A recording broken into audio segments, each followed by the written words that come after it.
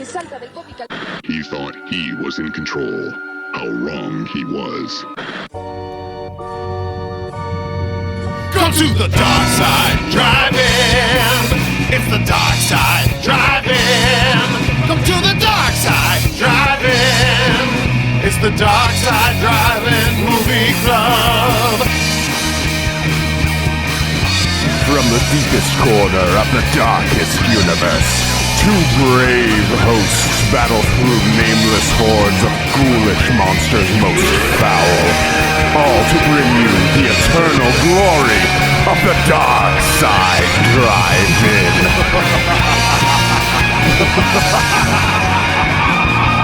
It's the dark side, drive-in. It's the dark side, drive-in. Come to the dark side, drive-in. It's the dark side, drive-in movie club. It's the dark side, drive-in. Come to the dark side, drive-in. It's the dark side, drive-in. It's the dark side, drive-in movie club.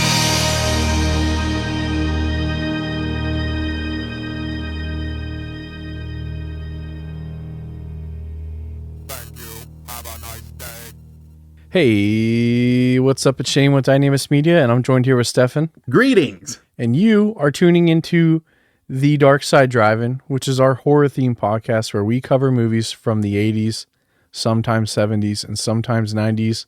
And this is the first episode in what we think is our beloved and most cherished. I wouldn't say most cherished. It's probably like moderately cherished out of our bits. Our dearest segment that we have. Double down on it. It's The Samhain season Devilish Duology. Spooky wind, chain rattle. Yeah, spooky wind. Yeah, creaky door. I think this started because we just wanted to do demon wind. Skeleton xylophone. Oh, sorry. I'm still doing sound effects. Yeah. Yeah. I think we did the Gate and Demon Wind last year. I don't know. This time though, we have a special one that I think we might have overhyped a little bit. That's what happens when you fall asleep and wake up to the opening of a movie and don't actually watch the movie. I blame the Voodoo Rangers that we had. I think we killed a case of Voodoo Ranger. Yeah, somewhere around 12 to 20 of them. Yeah. So, but we're doing the 1983 horror movie, fantasy horror, Mausoleum. Mausoleum? Wait, hold on, Shane. I heard something. What'd you hear? Someone walked in my room. Oh no! I will look for you. I will find you, and I will possess your daughter. Oh no, it's Mauso-Liam-Neeson. Oh no. Jesus, dude. That was my best Liam Neeson impression. Yeah. I don't care who you are. That's Jason Statham. I can't do Liam Neeson. It's hard to do Liam Neeson because he has like an American accent, but with like a hint of brogue. They made fun of that on like a Family Guy, right? And it's like, yeah, the river must be 30 or 40 meters wide and God knows how many fathoms. 30 or 40 meters. Or like the episode, the movie, one of the Ted movies, where he's like, I've been led to believe that Tricks is exclusively for children. Hey, I won't forget what you've done for me here today. I would prefer that you do. Yeah, so Mauso-Liam-Neeson was my only bit I came up with for this. That was it. That was the bit. Hey, did we mess up and I think we meant to do Mortuary. I think the movie we watched was Mortuary. Wrong. And I also watched Mortuary in the meantime because I thought the same thing. Okay. It's different, maybe better. Sure. Well, it's up to the fan to decide. Well, someone in this movie does a lot of lifting, and it's Bobby. What? And we'll get there. You're gonna do that to my man Marcho Gortner? Right here on live television? Right here in front of his whole family.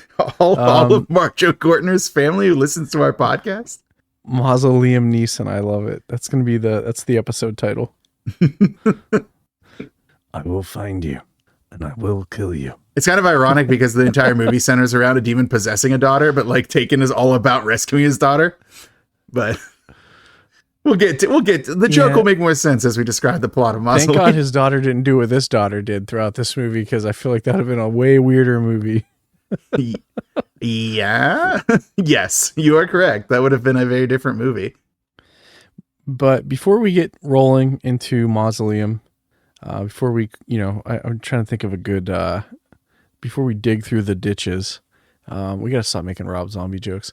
Why did we get a cease and desist from his wife? No, they're just so tasteless. Wow. Rob Zombie has a good album, sir. He has I love White Zombie. We already talked about that. Have we already done this on the podcast?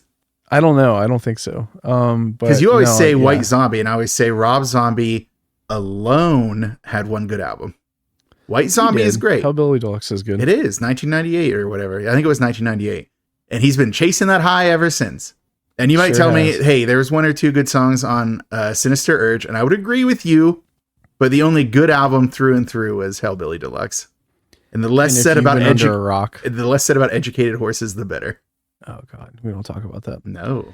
Or House of a Thousand Corpses. If you've been under a rock for the last 25 years or however long it's been, that song, Dracula, was in every single video game from 1999 till at least 2006. So, yeah, I remember Twisted Metal 4.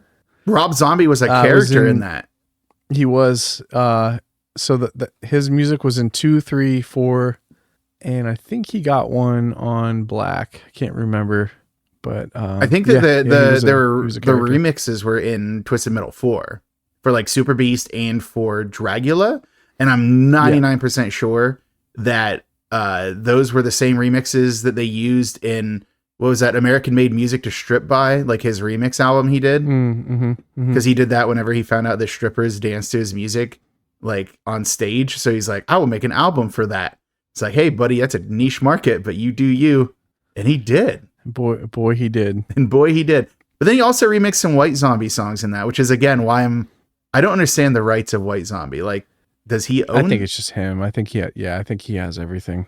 I don't know, because it was like more human, because he'll perform those songs. He'll perform More Human Than Human. What about Supercharger Heaven? Yeah. I've never seen him. I've seen him do More Human Than Human. I've seen him do Thunder Kiss. He did Thunder Kiss too? It's super rare though. Depends on who's with him, I think, touring. Because like now I think, I don't know if he's touring with John 5 anymore, but John 5 does a lot of the heavy lifting. That guy's a fucking virtuoso on guitar. Like who's in his touring band? I was gonna say who he's touring with right now is Alice Cooper, because he just came to like the Pittsburgh area and was touring with Alice Cooper. Yeah. But yeah, you meant his band. Makes sense.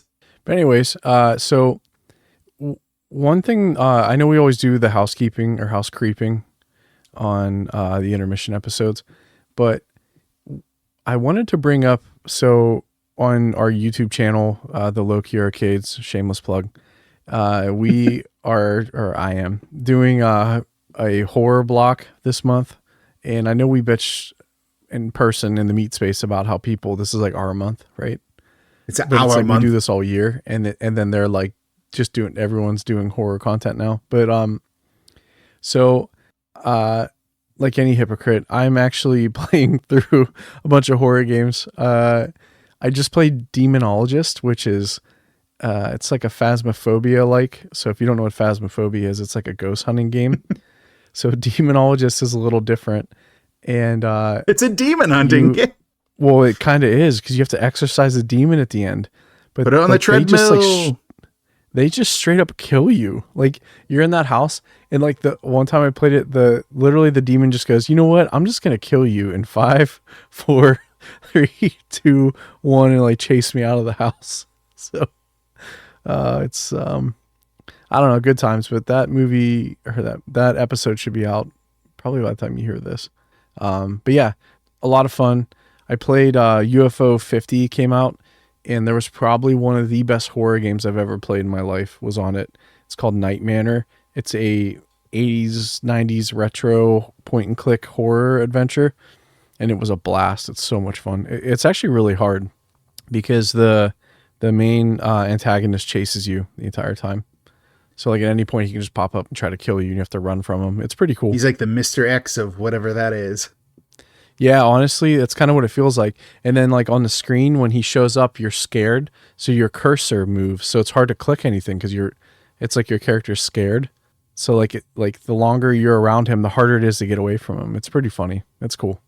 So I guess that one Hobbit was wrong when he said the closer you are to danger, the further you are from harm, right? Yeah, he was wrong.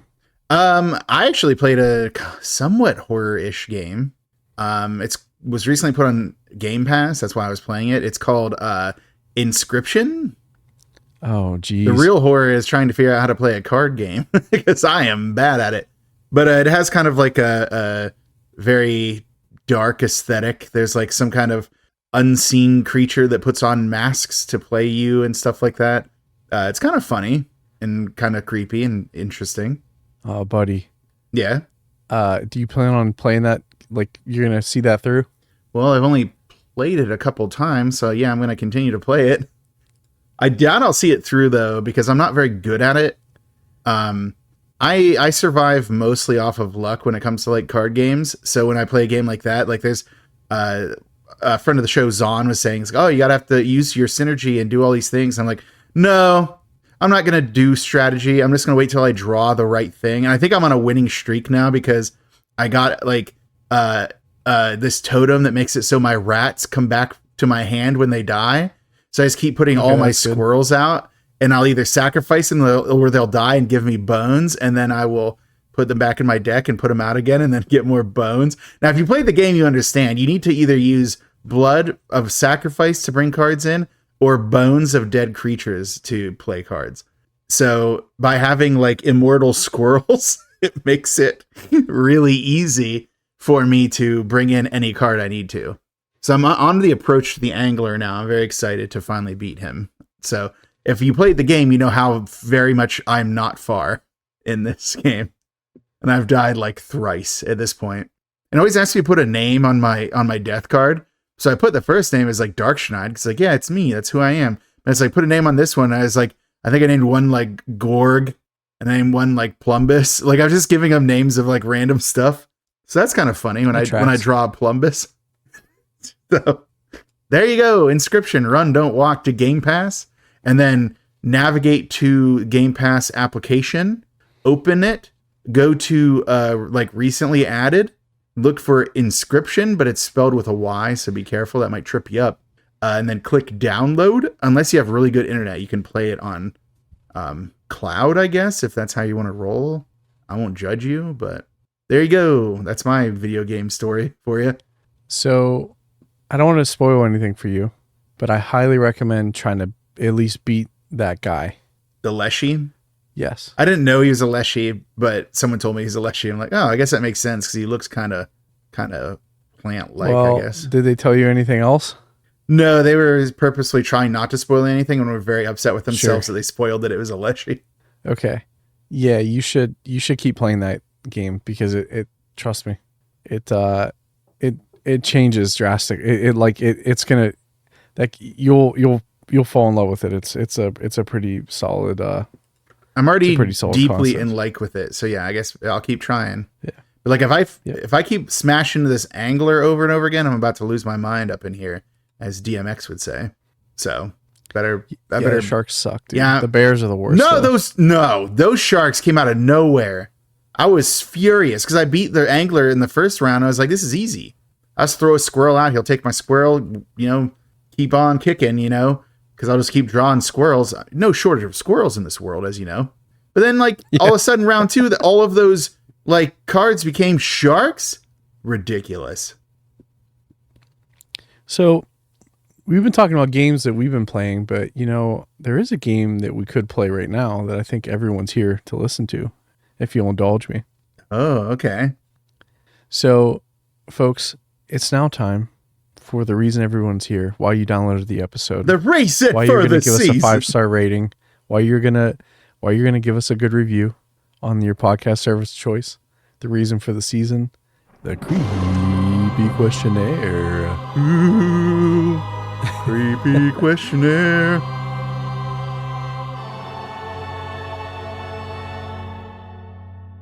So last time on the Creepy Questionnaire, we did the softball question of what is the name of the puzzle box in Hellraiser, and of course it is the lament configuration. And we found working ones, real working ones. Yeah, you brought me one. It's in my house now. Yeah, did they come? No, and I've managed. So I did figure out how to. It was a little bit difficult at first, but I figured out how to like take it apart and put it back together in the way that's like open version. No, they did not come. No Cenobites here. So I shut it back up though, just in case. And now it's on my mantle. But yeah, so for listeners, we met up in the meat space recently to watch the Nosferatu and Radiohead Silence Synced that they did at the Row House here in Pittsburgh. That was interesting. It was something. I'm glad I got to experience it, but I don't want to experience it again. We definitely sat through it. No one can say we didn't. Yeah. Yeah, and then we have Silent Sunday this weekend, so it's a lot of good stuff coming up at the Row House. Yeah, we do. And then they have the Universal Studios weekend after that. They do. I'm contemplating that one because I do love. I'm on the fence. Yeah, I do love me some Creature from the Black Lagoon, as everyone knows. As I drink water from my Creature from the Black Lagoon cup that I have next to me here. But Stefan, I too do question the Universal Monster Movie Marathon. But that's not the question I want to ask you. Oh. My first question is, are you ready? You know what, Shane? I'm the readiest I've ever been. Insert dramatic music. And then my second question, obviously, is the question. It is... The other question is the actual question, though, so hold up. I had two picked out. One is just to transition us into what the next movie's going to be for on the Samhain season Devilish Duology. But I don't want to do it because that's lame. So this one is... Yeah, thematic through lines are lame. Lame. What is widely considered to be the first horror movie made, like ever? This is like a little subjective, but the first horror movie ever made? Yeah, what is widely considered to be the first horror movie made? I can give you a year. I guess a year might help because I have a couple in mind that they could be. 1898.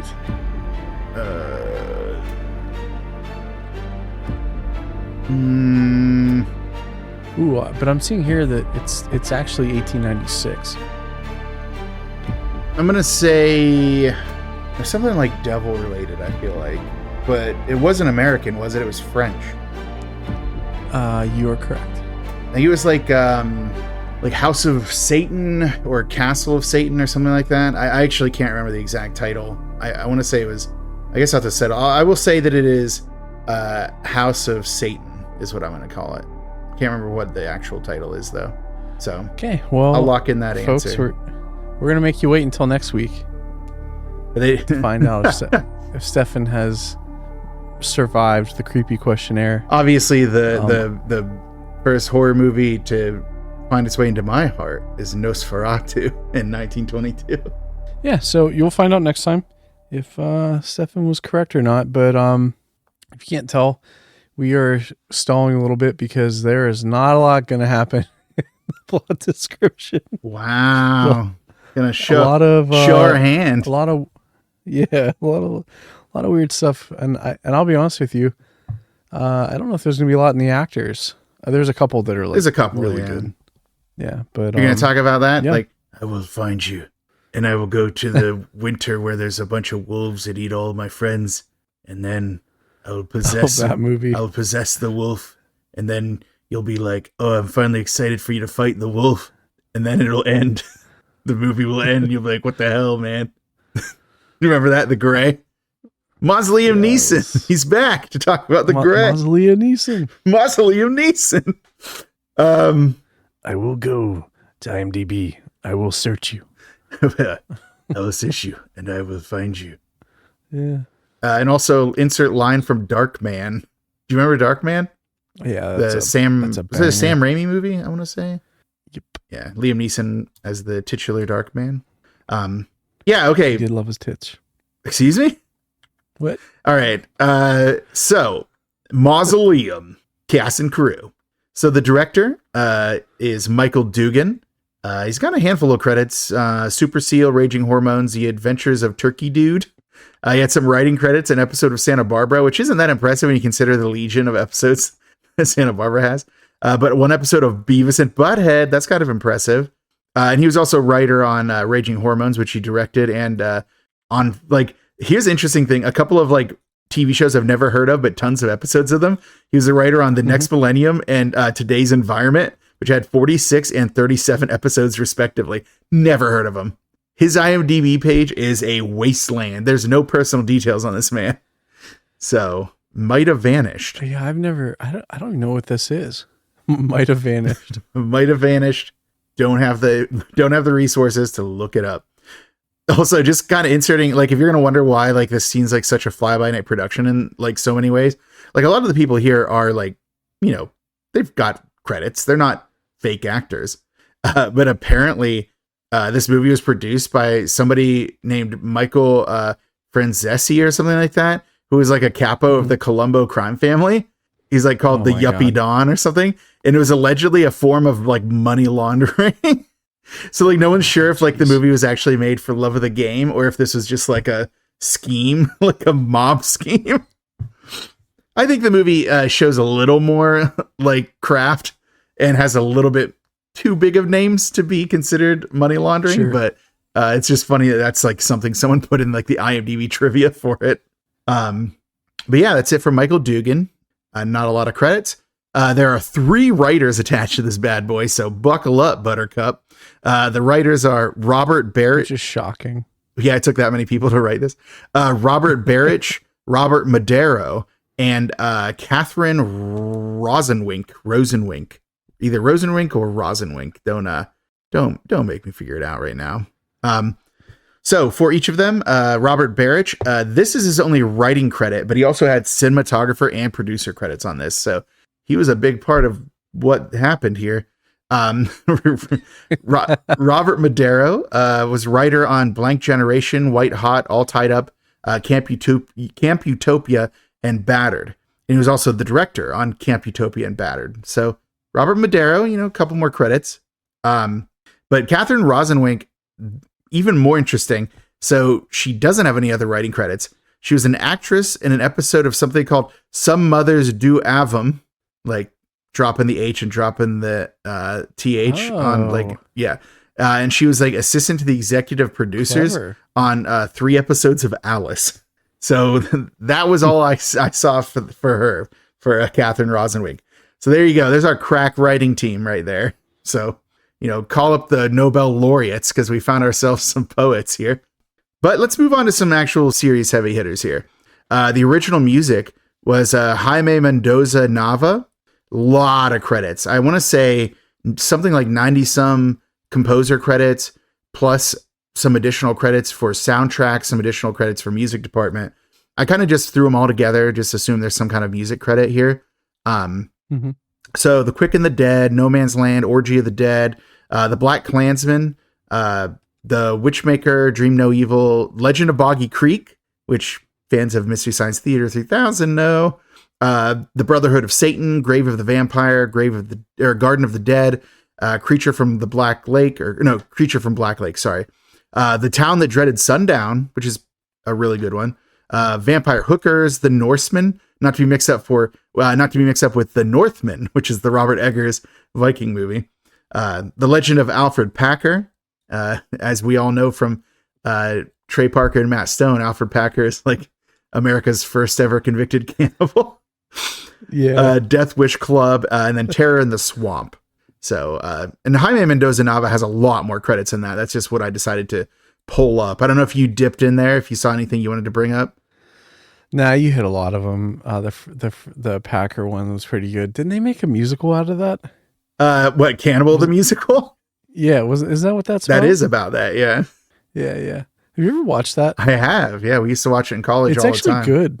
Yeah, it is good. Well, it's Trey Parker and Matt Stone. It's low budget. It was student film. I think it was like a thesis or something they did it for. But no, like, they clearly are talented people. So they made a really good movie that still kind of stands up. It's a little cheap, but it still works, you know? Yep. All right, onward to special effects. I actually went with two different people for special effects, one for special effects and one for makeup effects. Mostly because this special effects guy actually came up before. It's Roger George. Do you remember bringing him up? You brought him up during Night of the Demons, if you recall. Okay. Yeah. So he has a lot of credits. Mutiny in Outer Space, Dunwich Horror, Return of Count Yorga, Blackula, Scream of the Wolf, Black Samson, Massacre at Central High, Death Sport, Avalanche. I know that movie because of Mystery Science Theater 3000 as well. Humanoids from the Deep, not so good. Battle Beyond the Stars, one of those Star Wars ripoffs from the day. The Howling, Saturday the 14th, Forbidden World, The Beastmaster, Space Raiders, The Lost Empire, The Dungeon Master, The Terminator, and it is that one. Ghoulies, Chopping Mall, Night of the Creeps, Munchies, and then Night of the Demons was the last credit I had for him. So, and he has a lot more credits than that. That's just like some highlights, because you know how I feel about Night of the Creeps positively. But I just thought it's funny that he came up in Chopping Mall, which is before we covered special effects as much as we do, and then Night of the Demons. And I think you brought him up in Night of the Demons because he was the pyrotechnician on that. Yep. So there you go. Yeah, he's the one that we brought it up the other day about the burn suit and rats. Yeah. So the other day. He's all sure. Well, who knows when they're listening? Yeah, it was certainly another day, and like by the very strict definition of another day, it was a different one for sure. For makeup effects, I was just going to mention our man John Carl Buechler.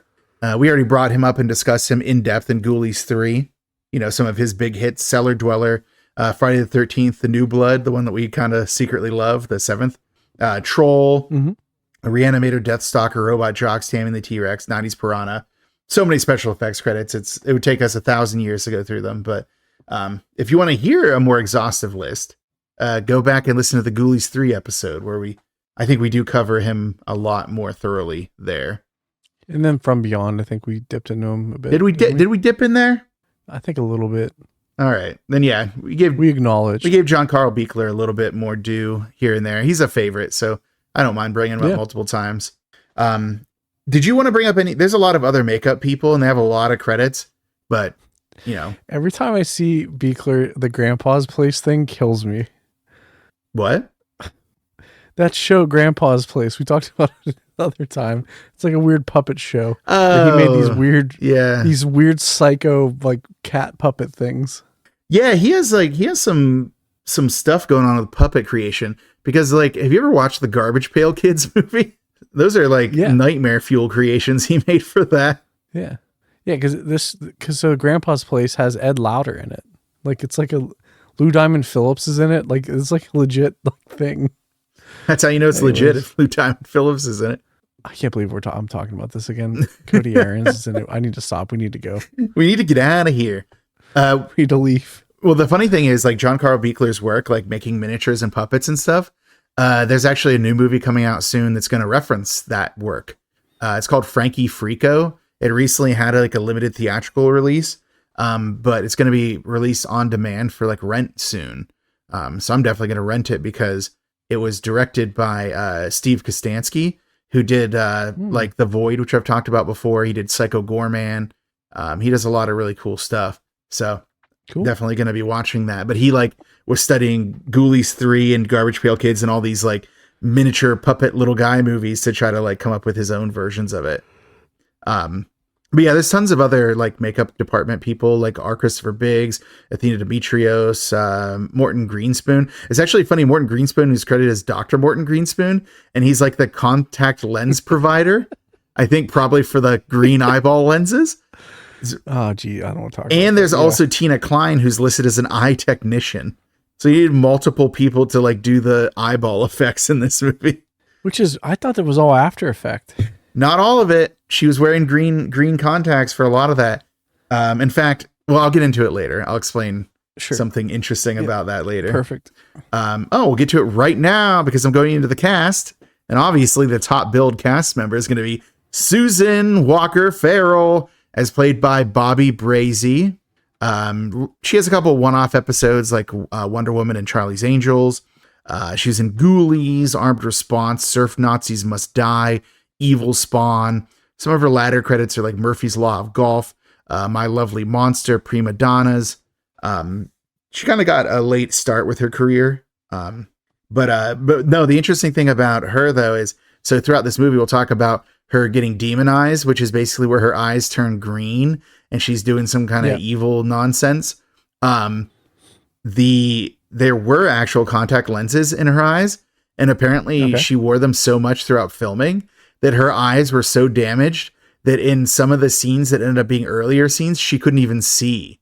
Like her eyes were so damaged she couldn't even see anything. Oh, jeez. I know. Like that's some, dedication to your art when really it kind of just looks like After Effects. But yeah, that's. I mean, they for sure add like a glow to it, though, right? No, definitely, yeah. Okay. But apparently there was also contact lenses involved too, so a little bit of both. Gotcha. Kind of a funny thing that she said in like some kind of, I don't know if it was like an interview afterwards or some kind of commentary, but apparently during like one of her sex scenes, they brought in bleachers so all of the cast and crew could sit and watch.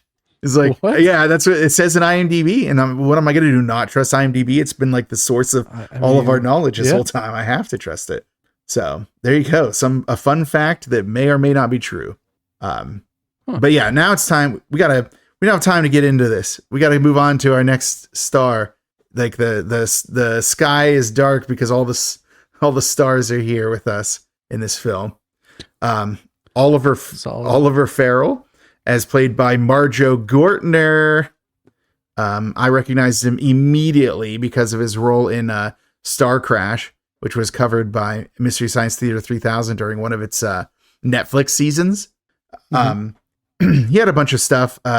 Pray for the Wildcats, Earthquake, Bobby Joe and the Outlaw, Acapulco Gold, The Food of the Gods, which is a fun one. Mayday at 40,000 Feet, Viva Knievel, Star Crash, as I mentioned. When You Coming Back, Red Rider, Jungle Warriors, Hellhole, American Ninja 3, Blood Hunt, Feuer, Ice, and Dynamite. Looks like German. Wild Bill, The Debtors. But one of the things he's probably best known for is a documentary called Marjoe, which I think was like from 1974. So like preceded this by almost 10 years. This movie came out in 1983. But so Marjoe Gortner was actually famous for being the youngest ever ordained Pentecostal preacher. So the documentary Marjoe was like when he was ready to leave that business behind, and it was kind of like a send up / like expose on like the world of like revival preaching and stuff like that. But he was like famous as a kid because he was like 4 years old when he was ordained as a minister and would like go through the revival circuit, like doing like huge crowds and preaching throughout the Bible Belt and stuff. So fun fact about Marjoe Gortner. From that to this movie. He does have that look. What would be the look of a child preacher? Exactly. No, I mean you would wake up and he'd be preaching, like, sometimes when you leave the wrong channel on and it's like 3:30 in the morning and you're woken up to like them like just aggressively praying on television. Oh, sorry. I thought you were going to add more to say. No, that's a question. Do I know about that? Yeah. Has that ever happened to you? It's only happened to me one time. Wow. And it wasn't really like that for me. It was a little weirder. It was when I was at friend of the show, I guess, friend of us from college. I was at his house, and I was like up late, and I fell asleep, and I woke up, and there was an infomercial for a Messiah figure called Yuhewave Behum Sophie Yuhewave the Messiah, and he was he was in jail, and they wanted you to donate money to get him out. Yeah. Do you remember me telling you about Yuhewave Behum Sophie Yuhewave the Messiah? Well, he doesn't listen, so I don't know if I should say it because I don't know if you would want me to say his name on air. Oh, because he supported it. Because he supported it. Supported what? The Messiah. No, he wasn't there. No one was there. I was alone. They went on like a ski thing, or they left, and I didn't ski, so I just stayed there, and I was up late, and I was watching this infomercial about Yuhei Wave Behum Sophie Yuhei Wave the Messiah. It's a new segment of ours. I don't want to. He might be mad at us. I'm not going to risk it. But they were talking about a bunch of stuff about like a bunch of biblical prophecies and how they apply to this dude who's in jail for something. I don't know. So yeah, I totally get it when you sometimes, fall asleep and you wake up and all of a sudden and you're in a cult. And all of a sudden I'm like, hey, this Yuhei Wave Behum Sophie Yuhei Wave the Messiah. He's got a lot of good ideas. Let's hear him out. Oh God. All right. Well, that's it for Marjo Gortner. Next up is Dr. Simon Andrews, as played by Norman Burton. Now, this dude has legions of credits. Yeah, he does. Yeah, he's been in the biz for a long time. Some highlights are Valley of the Dolls, Planet of the Apes, and he's also in the Planet of the Apes TV show. And I guess he was noteworthy for being like one of the only actors. Like there's 3 actors that were in both, and he was like one of them. RPM, Escape from the Planet of the Apes, Diamonds Are Forever, The Terminal Man, based off of the novel by Michael Crichton, of course. The Towering Inferno, 9 episodes of Wonder Woman, Fade to Black, Pray for Death, but it's Prey, get it? An episode of Murder, She Wrote, which I only bring up because it's been a minute since Jessica Fletcher has graced our airwaves here. Very true. Bloodsport, Live Wire, and then American Ninja 5. Which I thought was funny because Marjo Gortner was in American Ninja 3. They just miss each other. Just one American Ninja movie separating the two of them. Did you see anything else for Norman Burton you wanted to bring up? I kind of just breezed through it. He's fine, but a lot of TV credits, like a lot of old-timey TV credits. Just like Bloodsport, I guess. I said Bloodsport. Yeah, there we go. Then we're good. You don't even listen to me. Why do I even do this? I was trying to figure out who he was in Chips. Excellent. He was in one episode, and I'm like, as I'm doing, I'm like, why is this relevant to anybody? What am I doing? What have I become in my empire of dirt? Oh no, Johnny Cash. No Time to Quote. He's in Gumball Rally. Do you watch Gumball Rally? No, which is why I didn't mention it. Is it important? Raul Julia's in it. Oh no way! I mean, of course. Yeah. So it's like a Cannonball Run kind of thing. Get it? Yeah. He says, of course. Of course. And then, for Raul Julia, it was just a typical Tuesday. Oh, yeah. The day that Bison came to your village. But for him, it was Tuesday. Oh, man. Yeah, but that... both of our listeners who have also seen the Street Fighter movie really enjoyed that. Yeah, Jean-Claude Van Damme's like, finally. My name is Guile, the American soldier played by a Belgian man. Sorry, what were you saying? The Gary Busey movie that he was in? The Gumball Rally. So Gary Busey's in it before he gets all cracked out on drugs. Really? Still on this Gary Busey thing? Or still on this Gumball Run thing? I don't see it. What year was it? 76. Oh, it was before his stint on Rockford Files. Oh, there it is. Yeah, okay. Lieutenant Roscoe. Yeah. Yep. Cool. This was like this movie was played a lot. It's a Warner Brothers film. So it was, I can't remember the name of that channel. Like if you had satellite TV, kind of like those Hanna-Barbera ones, like those late night movies. This was always on. So I'm sure a lot of you have seen it and just didn't know what it was. Like you just, it's like on TV Land late at night. Yeah, something like that. Not TV Land, but like something like that along those lines. It's on Nick at Night after I Love Lucy. Yeah, you're right. That's what it was. I used to watch Turner Classic movies more than the regular youth did. So sure. I don't remember it. I don't know. We'll find out. But we don't have any more time for that, Shane. We have to move on to the next of our stars of the screen, the silver screen here. It's Ben the Gardener, as played by Maurice Sherbany. Mostly TV credits, a ton of TV credits. Some of his film credits are like Indecent Proposal, In the Army Now, which is that a Pauly Shore movie? It is. Yeah, I figured you'd be really psyched about that. I know how much you love Pauly Shore. That's actually a funny movie. Yeah, it's all right. I'm sure it's fine. What's the one with... Yeah. Wait, no. Never mind. Is there one where Pauly Shore is hanging out with Amish people? Or am I making that up? Yeah. Is there one? No, that's real. Yeah. That's okay. Yeah. So there's. Do you want me to name it, or am I? Do you know the name of it? Is it like? Yeah, it's Son-in-Law. You know the name of this Pauly Shore movie off the top of your head? Yeah. They're not Amish, they're like farmers. Or maybe they are Amish. I can't remember exactly. I think I'm actually mixing up with another movie where like Harrison Ford has to go into witness protection as an Amish guy or something.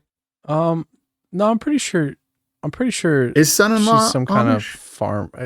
It's not Amish. I think they're just like super conservative. Yeah, because he's like a California guy, like the only character he plays. Yeah. That Pauly Shore can play. It's basically he's just Encino Man for. Yeah. Oh no! Wait, Carla Gugino's in that. Mm-hmm. Well, my opinion of this movie just changed. It's actually pretty good. I kind of like Pauly Shore movies, to be honest with you. I don't know. Huh.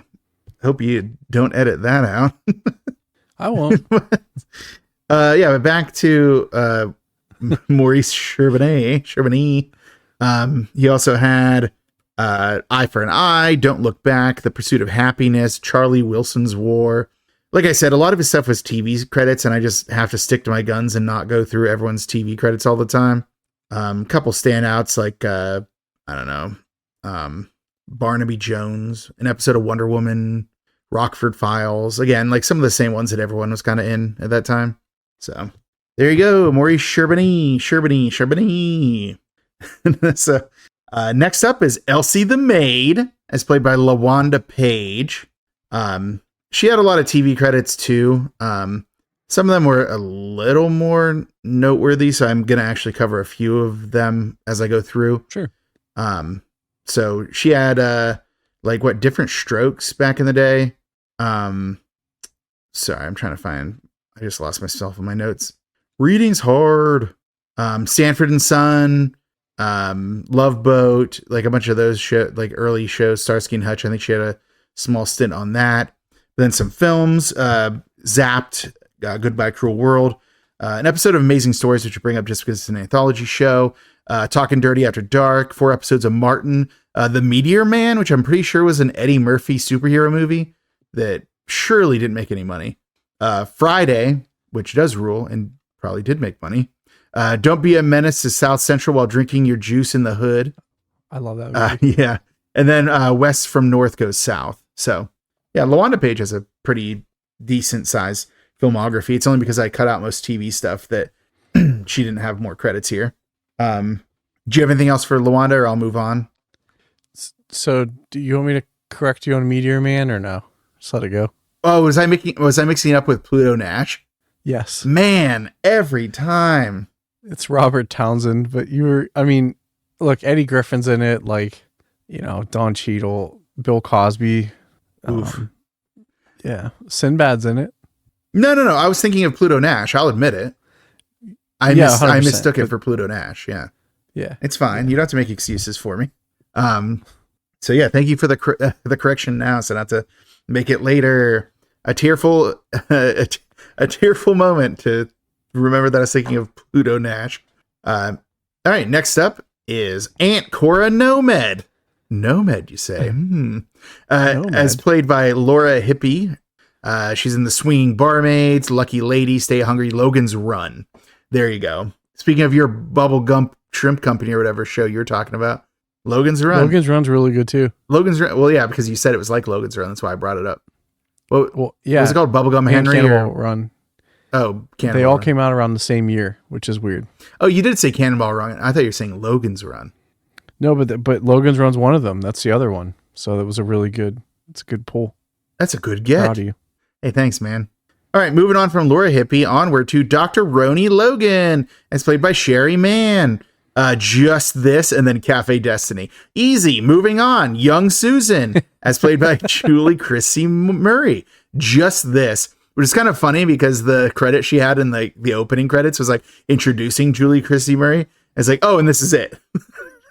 Introducing and saying goodbye to. She never was in anything else. Next up, could have been though. Could have, yeah. I mean, yeah, it could have been in another world somewhere. The next up is The Delivery Boy, as played by Choo Choo Malave. He has a decent number of credits. Dog Day Afternoon, Deadly Hero, The Last of the Good Guys, A Force of One, The Return of Mod Squad, The Main Event, Do or Die, Guns, Fit to Kill. All of those sound like titles to things. So that's why I named them. They sound like things that someone might know. So I better bring them up before all of Choo Choo Malave's legion of fans descend upon us like rats from the other movie we did, Rats. So anything else for Choo Choo Malave? No. All right, next up is Tramp in the Mausoleum, is played by Joel Kramer. Now, this is pod racing. This guy has credits. He has like 102 stunt credits. Some of his actual credited acting roles include Star Trek: The Motion Picture, The Running Man, Total Recall, Terminator 2, Judgment Day, Universal Soldier. Most of those were roles, that were kind of bit parts that they probably gave him because of his stunt work. But man, what a body of stunt work here. I'm just going to scroll through his credits and just stop a couple times when I see interesting stuff. And it's going to happen so often. So hold on to your butt.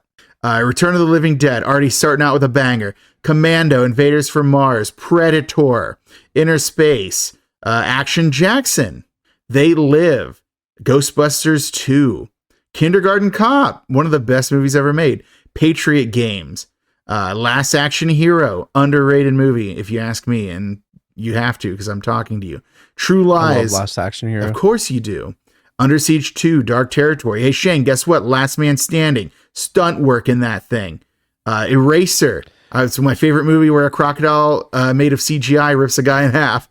Dude, that nail gun shooting through when he pulls that nail out of his hand, when he flips that chest up. Yeah, it's block the yeah, it's awesome. It's so good. Yeah, it's super good. That's a good movie. He was Arnold's stunt double, right?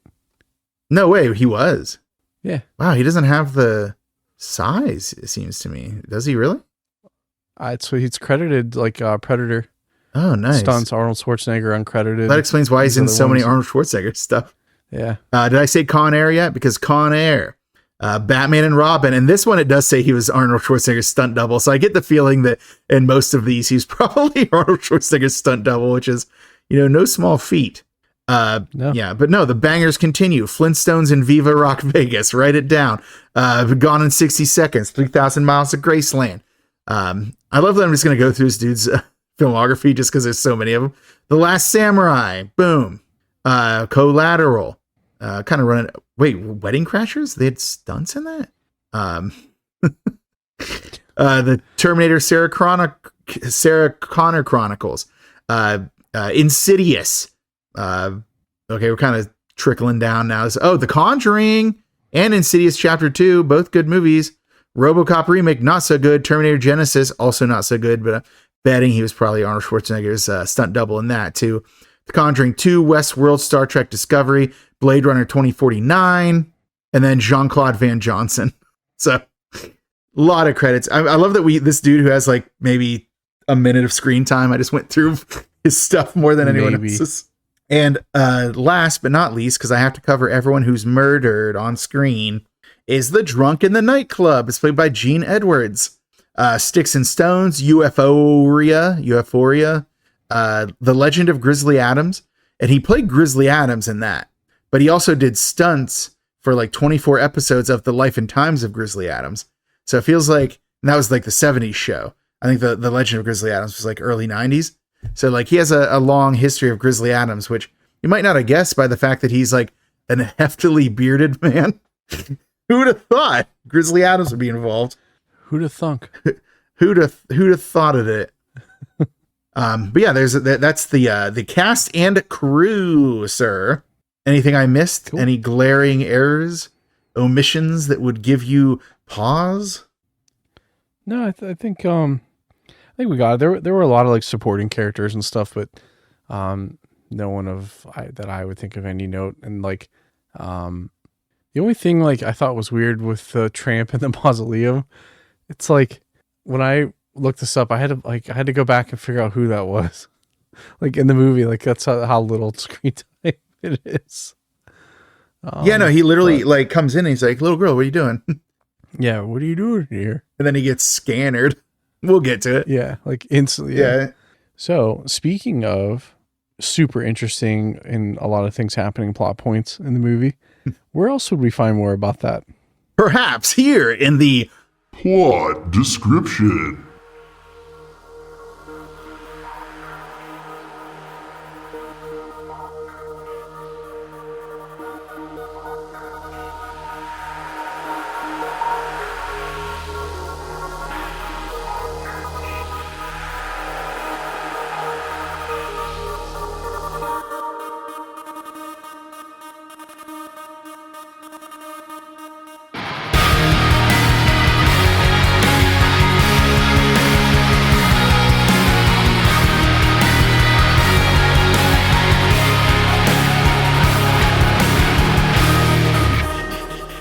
special music, Devilish Duology version, spooky noises, Arthur going to Tahiti.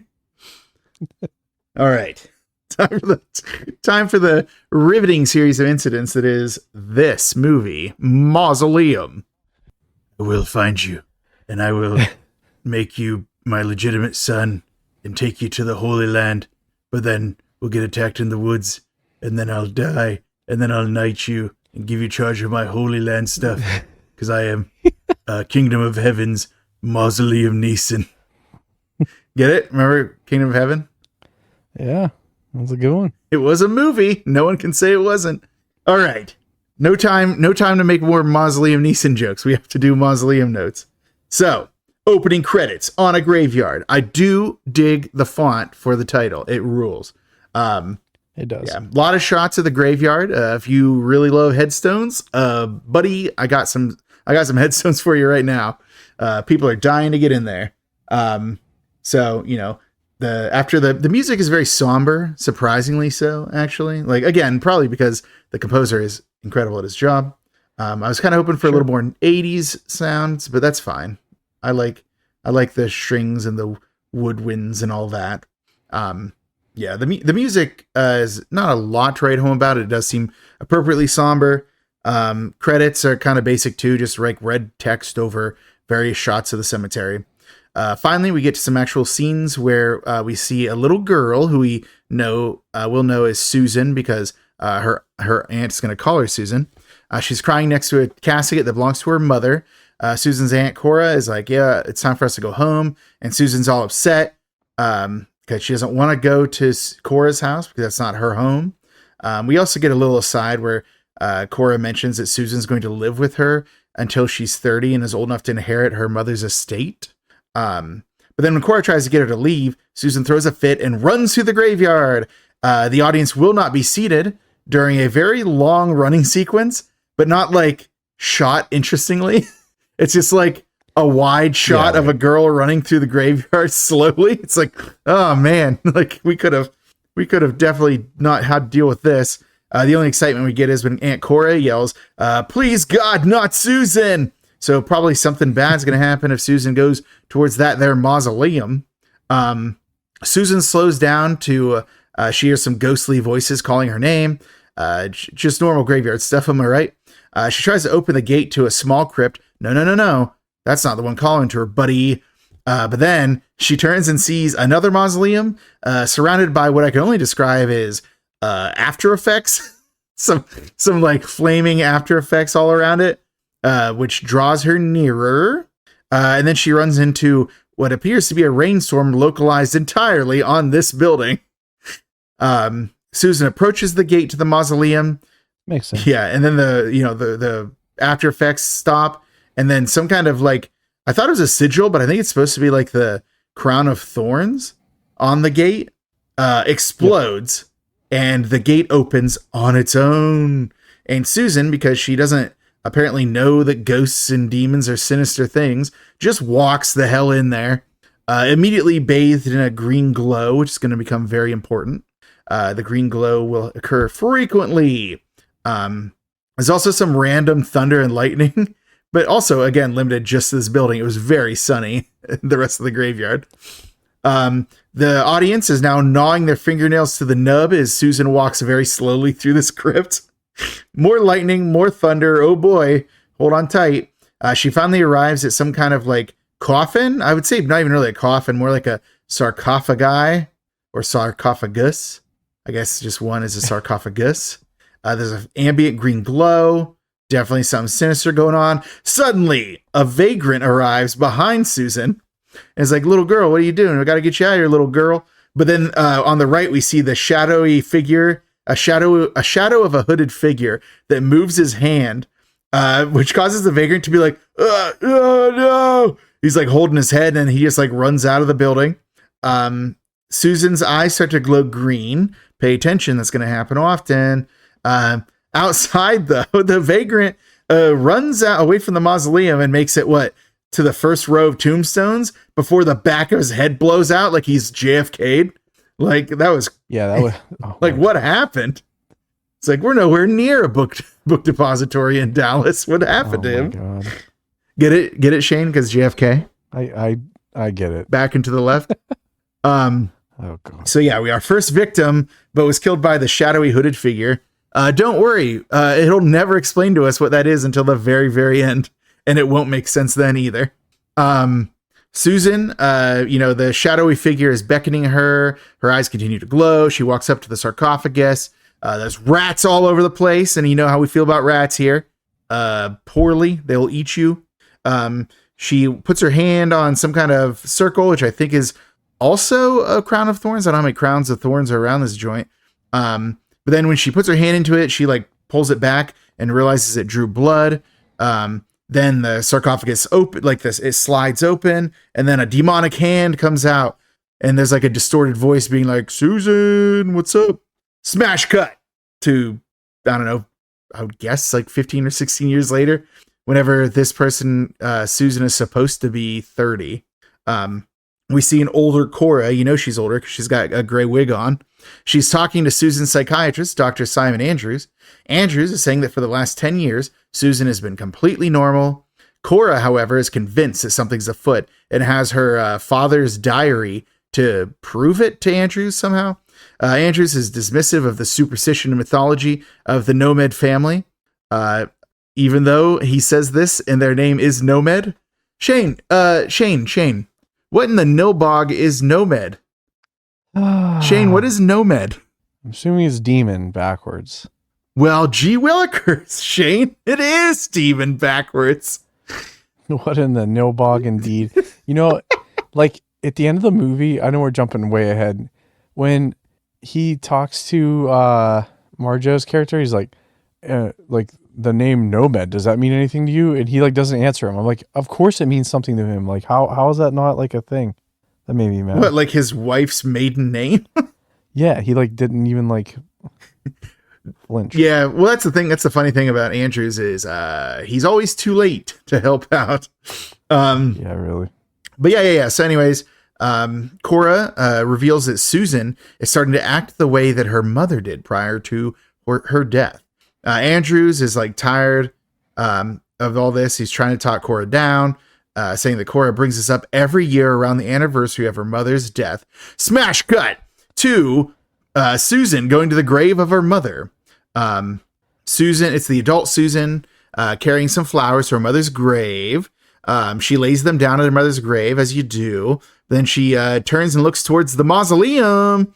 We get a flashback to just a few minutes ago in the movie where we saw her as a little girl. It's like, hey, yeah, we remember that dude. That was just we were just here. We were just there. Then we get the same overhead tracking shot as she now walks towards the mausoleum, but now she's not running as a child; she's walking as an adult. Brief cut to Andrews reading the Nomed family book, or the diary rather, which reveals that what was it that he finds out? So a demon had escaped from the outer reaches of hell by grabbing the crown of thorns, and he was rewarded with the right to possess the firstborn female of every generation of the Nomed family. That sounds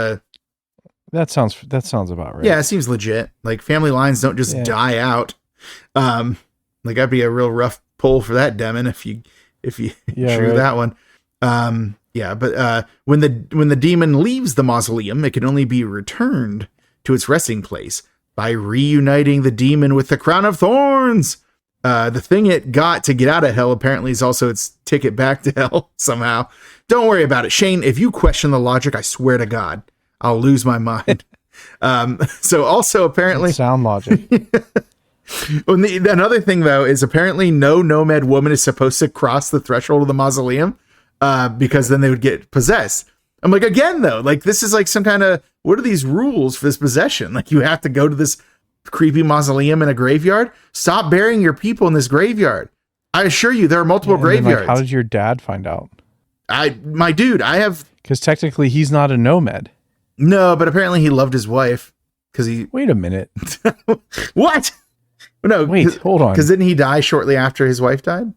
Before. Oh. See, I thought it was implied that he killed himself after she... Oh, you're right. No, he did die trying to... She killed him. Yeah, trying to save her from the demonry. You're right. Yeah, so, good work. I didn't realize that. Wait a minute. So when they say his diary, they say blah, blah, blah, Nomed's diary, right? So it's... So then how would his wife get possessed if she wasn't a Nomed? Buster Brown here. No, listen, it's... Okay. He was researching the Nomed family to figure out what's happening to his wife. Got it. Perfect. Yes, because technically... We're good. His wife was a Nomed. Cora is a Nomed. Yeah, just no one loved her. Susan, yeah, apparently not. Susan, though, is not a Nomed. Her maiden name was Walker, I want to say. Got it. Yeah, so the father was actually a Walker. But again, that kind of like raises the question then, like, it doesn't travel on the Nomed line. It travels on whatever girl is born to a Nomed. So why is it, how did the Nomed family survive this long with Nomed women being possessed? Sure. Because by then, like, because of, patriarchal naming conventions when it comes to marriages, long ago should have been other, like, you wouldn't even know if your family is about to be possessed.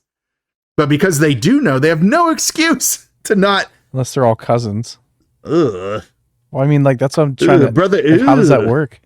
Brother, ugh. Unless that demon, like, just got that crown. It was like one time.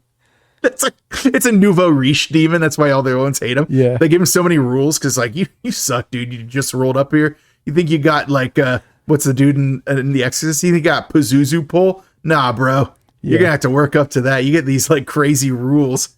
He's like, what the hell, man? So that's why he was so psyched to get out of there. All right. Enough side talk about the rules of this thing that will never hold up to scrutiny. They will not. Okay, smash cut to nap time. Susan, who was just at the mausoleum, has now awakened from her slumber on a couch. Her husband, Oliver, our boy Marjo, wakes her up. She's like, I don't know how I got here. What happened? And then we get like a creepy groundskeeper dude who's like looking in the window. That's Ben, the gardener. He's looking in on them and ringing the doorbell. So I guess he came by just to let Oliver know that he'll be coming back to get that stubborn stump out next week. By the way, that stump is very stubborn. I don't think it ever gets got. So we'll see more of that stump. Stay tuned. So then, like, Ben is also like very much like, what's wrong with Miss Susan? Like, he's like being real creepy about it. Clearly trying to get some.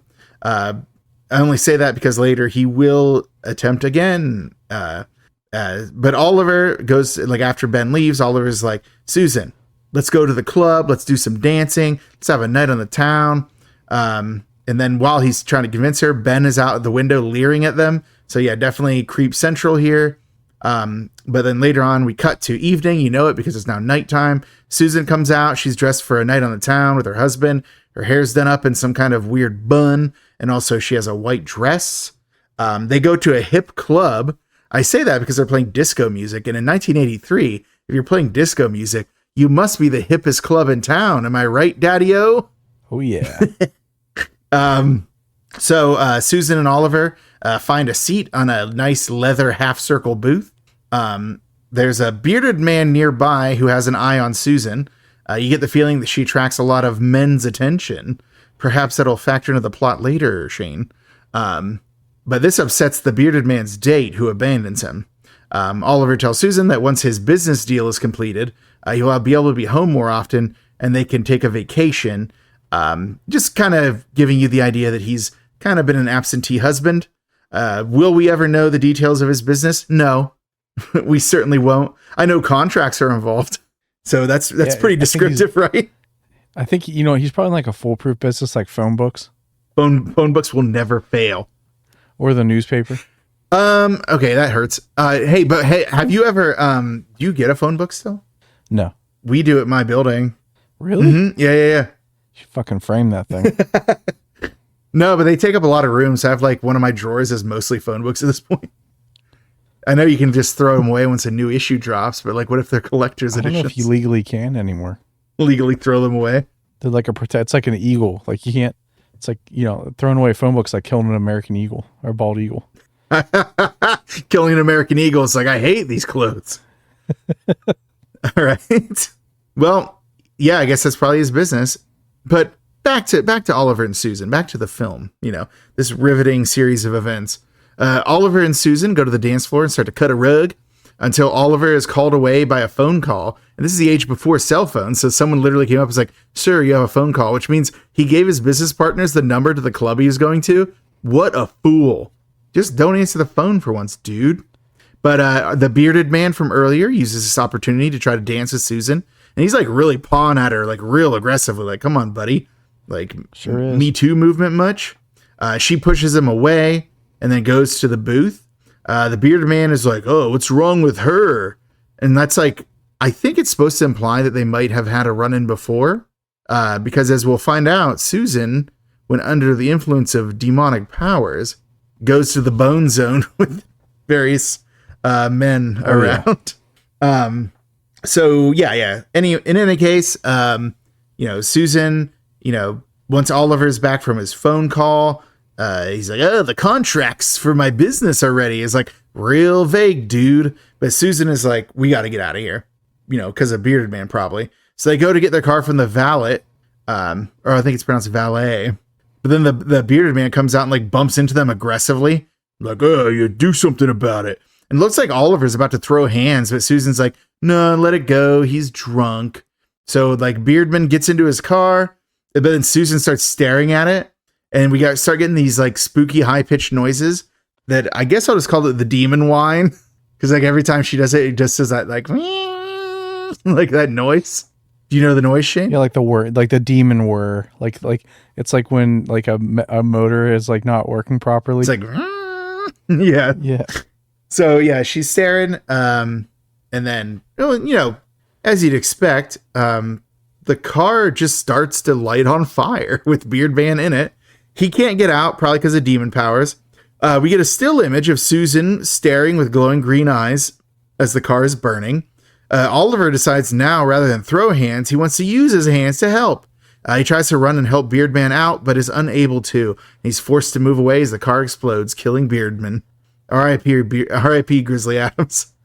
We knew you so well. The next day, Elsie, the housekeeper, is going over the grocery list with Susan. So hold on tight. We got some exciting stuff coming. And I say that because they go over like these groceries in detail. Yeah. Have you ever felt like a movie didn't earn its like 90-minute screen runtime?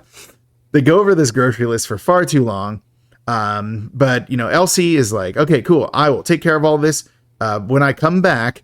But I'm taking time off. So she's taking a couple days off. So she dips out. Ben, the groundskeeper, who is listening in because he's a creep, he takes this opportunity to, I guess, just like knock and then be let in. And then he's like, I need some coffee. But he's like, he's trying to shoot a shot. He's trying to shoot a shot. So he gets in there once Elsie leaves and he's like, I want some coffee. It smells so good. But he's also leering at Susan. So, I think we can put 2 and 2 together here, buddy. Susan seems very troubled by this, at least for now.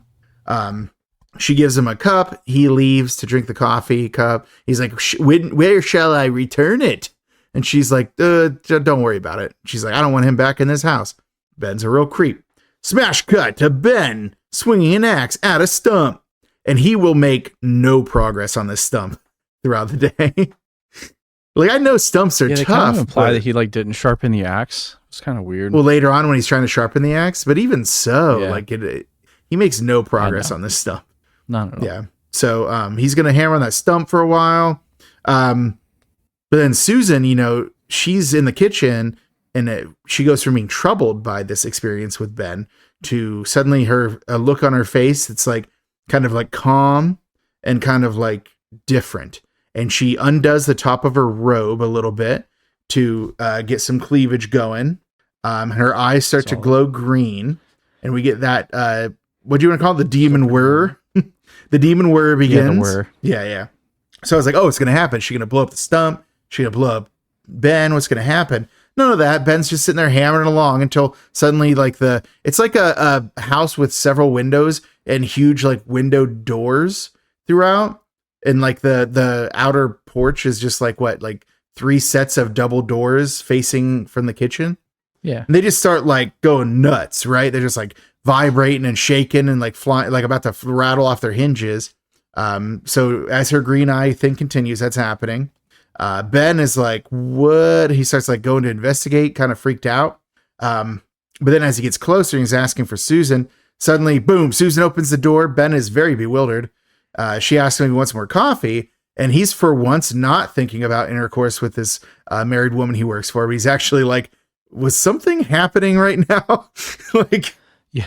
So it's kind of funny though, because she's like being really harsh to him, but he's just like not even thinking about that right now. He's like, okay, well, and she's like, well, then shut up and get back to work, dude. I don't pay you to stand around wondering about what ghostly force was making my door shake.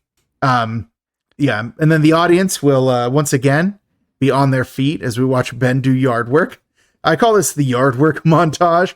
So we see him doing he mows the lawn, he sharpens his axe, he sits on a swing and reads a new Western garden book whilst eating a sandwich. He goes to have a nap on the dock while some ducks make some duck noises.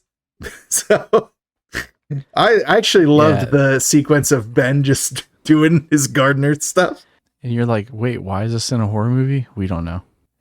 So why does it seem like his main task of the day was the stump, but he just goes and does other things? But hey, we don't have time to watch Ben relax for the rest of the day because we need some gratuitous nudity, Shane. So we get a cut of Susan looking at herself in the mirror. And then she's like nude. And then she is like, I'm going to put on the smallest towel I have. So she puts on what should be a hand towel and then goes out to the balcony. Dish towel. What was that? Like a dish towel, like a wash It's a pretty small towel. Yeah, let me tell you. It covers up the important bits, but that's about it. So she goes to the balcony to drink some wine and watch as Ben continues his stump attack. So Ben has finally returned to the stump, and he's swinging it for a little while, but he catches sight of Susan watching him. So he looks up at her, and she's doing some seductive stuff. I don't know, it's like, movements, things women do in horror movies when they're possessed by demons. So I don't have to really explain it. Other than she brings the towel down from her top so that he can look at her upper bits there, which is kind of funny because as this is happening, Ben's looking around like, am I on a hidden camera show? Like, what's this? It's like, sir, this is happening, but not in a good way. Okay, Ashton, come out. Yeah. Ashton Kutcher, please come out and explain why 2 of your best friends were accused of sexual assault. Wilmer Valderrama and then whatever the guy who played Hyde was named. Got him. Got you, Ashton. But Ben's like, oh, I'm in it to win it now. So he's like ready to go in, or he looks like he's ready to go in, but she like goes in and then she finds him outside. So it doesn't really make any sense. I don't know. Like this scene has a cut that makes no sense other than that she leaves as a high pitched whine and her wine glass cracks. So, that high pitched demon were at it again, but later it's night and a now fully clothed, but with short shorts, Susan is bringing Ben a new cup of coffee because he never returned with the old cup. He's like, oh, perhaps we shall go look for it together. And it's like, oh, I get it. They're suggesting finding a place to have an interlude, if you will. literally the dumbest, most transparent scene I've ever seen. But he's like, I think I left it at the tennis courts. And she's like, no. He's like, perhaps upstairs. And she's like, no. And he's like, the garage? And she's like, yes. He's like, hell yeah. So they start walking towards the garage. He tosses the cup she just brought him aside. I'm like, hey man, like, it may not be the cup you're looking for, but it's still a cup. You can't be throwing them on the ground like that. Yeah, it was a nice cup. It was a nice cup. So they get to the garage and they start making at. The sequence goes on for some time. And Ben is like, oh, you had me fooled into thinking that you weren't interested in me, you know, that kind of thing. It's like, we can assume it's probably demon related. Right. But then they start, after they make out, we cut to presumably after intercourse has occurred because they're covered in blankets. And Susan is lying next to Ben, but she's facing away and has glowing green eyes. So Ben doesn't even know that he's probably about to die. He says some stuff like, it's like something about how she's better than all the other women he's been with. And then he's like, let's go again. But terrible news. She's in demon form now. So she has a giant demon claw that like slashes his face. And then she grabs like, what is this? Some kind of handheld garden rake? Yeah, it's like yeah. Does it have a name? It does. I can't remember what it's called though. It's a type of rake. You're correct. I'll Google it. Hold on. It says it's a hand rake. Oh, yeah, or a cultivator. Yep, that's it. Cultivator. Okay. So she grabs a cultivator and then uses that to like presumably murder him. I'm like, why does she need to use this if her claws are surely sharper than this cultivator is? But hey, whatever. Just in time though, because Oliver is now arrived at the house. Susan is lying in front of the fireplace waiting for him in some kind of long white flowing gown. So I'm guessing some time has passed. They start making out too, and we're treated to another overlong series of making out and declothing until they finally, you know, presumably are doing intercourse. If Oliver only knew. Oh, Oliver, you don't even know. Luckily, we get a fade out to the following morning as Oliver's getting ready for work. But he's in their like bedroom. The geography of their house doesn't make a ton of sense, but he's like in their bedroom and he hears the sound of Susan talking to herself. But it's like one is her regular voice, but like panicked. And the other is a more raspy, dare I say, demonic voice. Shane, dare I say it? You do dare. I do dare. I dare do that. Hey dare. Hey dare, neighbor. Hey dare, ho dare. Hey dare. Hi there, ho dare. But yeah, so Oliver like goes out and he's like, finds Susan alone downstairs making breakfast. And he's like, yo, what's the deal with those voices? And she covers it with a joke about how she is talking to her lover. And she carries that joke on far too much for someone who literally was just like, go to the bone zone with their gardener who she murdered. She continues this joke again. But then Oliver is like, I can't stick around for breakfast. I have to go to work. I'm like, you don't have time to eat some bacon, dude? Like, that's like domestic terrorism. And Susan's like, oh, by the way, Aunt Cora's coming to visit. And he's like, chill, tell her I said hi. We don't have long to wait because we don't even get to establish that Oliver is left when Cora is arriving. Kind of a rookie move in terms of establishing shots here. But she goes to the door and she knocks, but you know, the door opens on its own. So she enters. She doesn't have any response from Susan or Elsie, who, as we know, Elsie has the day off. Duh. So Cora's walking around a bit. She goes to shut a partially open door out back, but it slams itself. She's not alarmed, should be, because it's probably demonic. She heads upstairs she heads toward the front door, like she's going to leave until she hears like a noise coming from upstairs. So she goes to investigate it, goes up the flight of stairs, still calling out for Susan, doesn't get any response. But then she sees Susan and is like, Susan, what are you doing? I brought you the estate papers. But Susan is like facing away from her or something. And then, Susan turns around and it's blacklit demon version of Susan, with like crazy demon face, like features. Yeah. Demon claws, demon, like crazy giant eyeball. Like it's kind of weird looking. Let me tell you. Cora doesn't pretty solid. Cora doesn't have any time to react because she's telekinetically lifted up and like kind of moved out from beyond like the balcony, like not really a balcony. It's like whatever you call it when it's like a raised area with like a railing above another living area. It's like above the foyer. But there's like a word for that kind of it's not a balcony. It's like a different kind. I don't know. The promenade. Sure. Yeah. The promenade. Why not? But anyways, Cora's being lifted and then Demon Susan starts ripping her in half, like diagonally, which is pretty messed up. It was pretty messed up. Yeah. We don't get to see the full kill, but we see enough of it. Like we see some like ribs splitting. It's like, oh, this is going to be rough. But the scene instead cuts to the mausoleum where the rats are just chilling in that sarcophagus. All right. Congrats, rats. You did it. Later. Susan is in the living room again, reading a magazine on the couch by the fire. Oliver enters and he's once more apologetic about his tardiness, and he brought her flowers. Yeah, like flowers are going to make up for the fact that you've been an absentee husband all this time? Come on, man. What are you doing? Demons do love flowers, though. Wait, what? Demons do or humans do? Yes. What? It's the one commonality that we all have.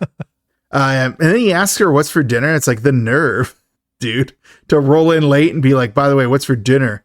And then she says what, like poached salmon and me or something like that.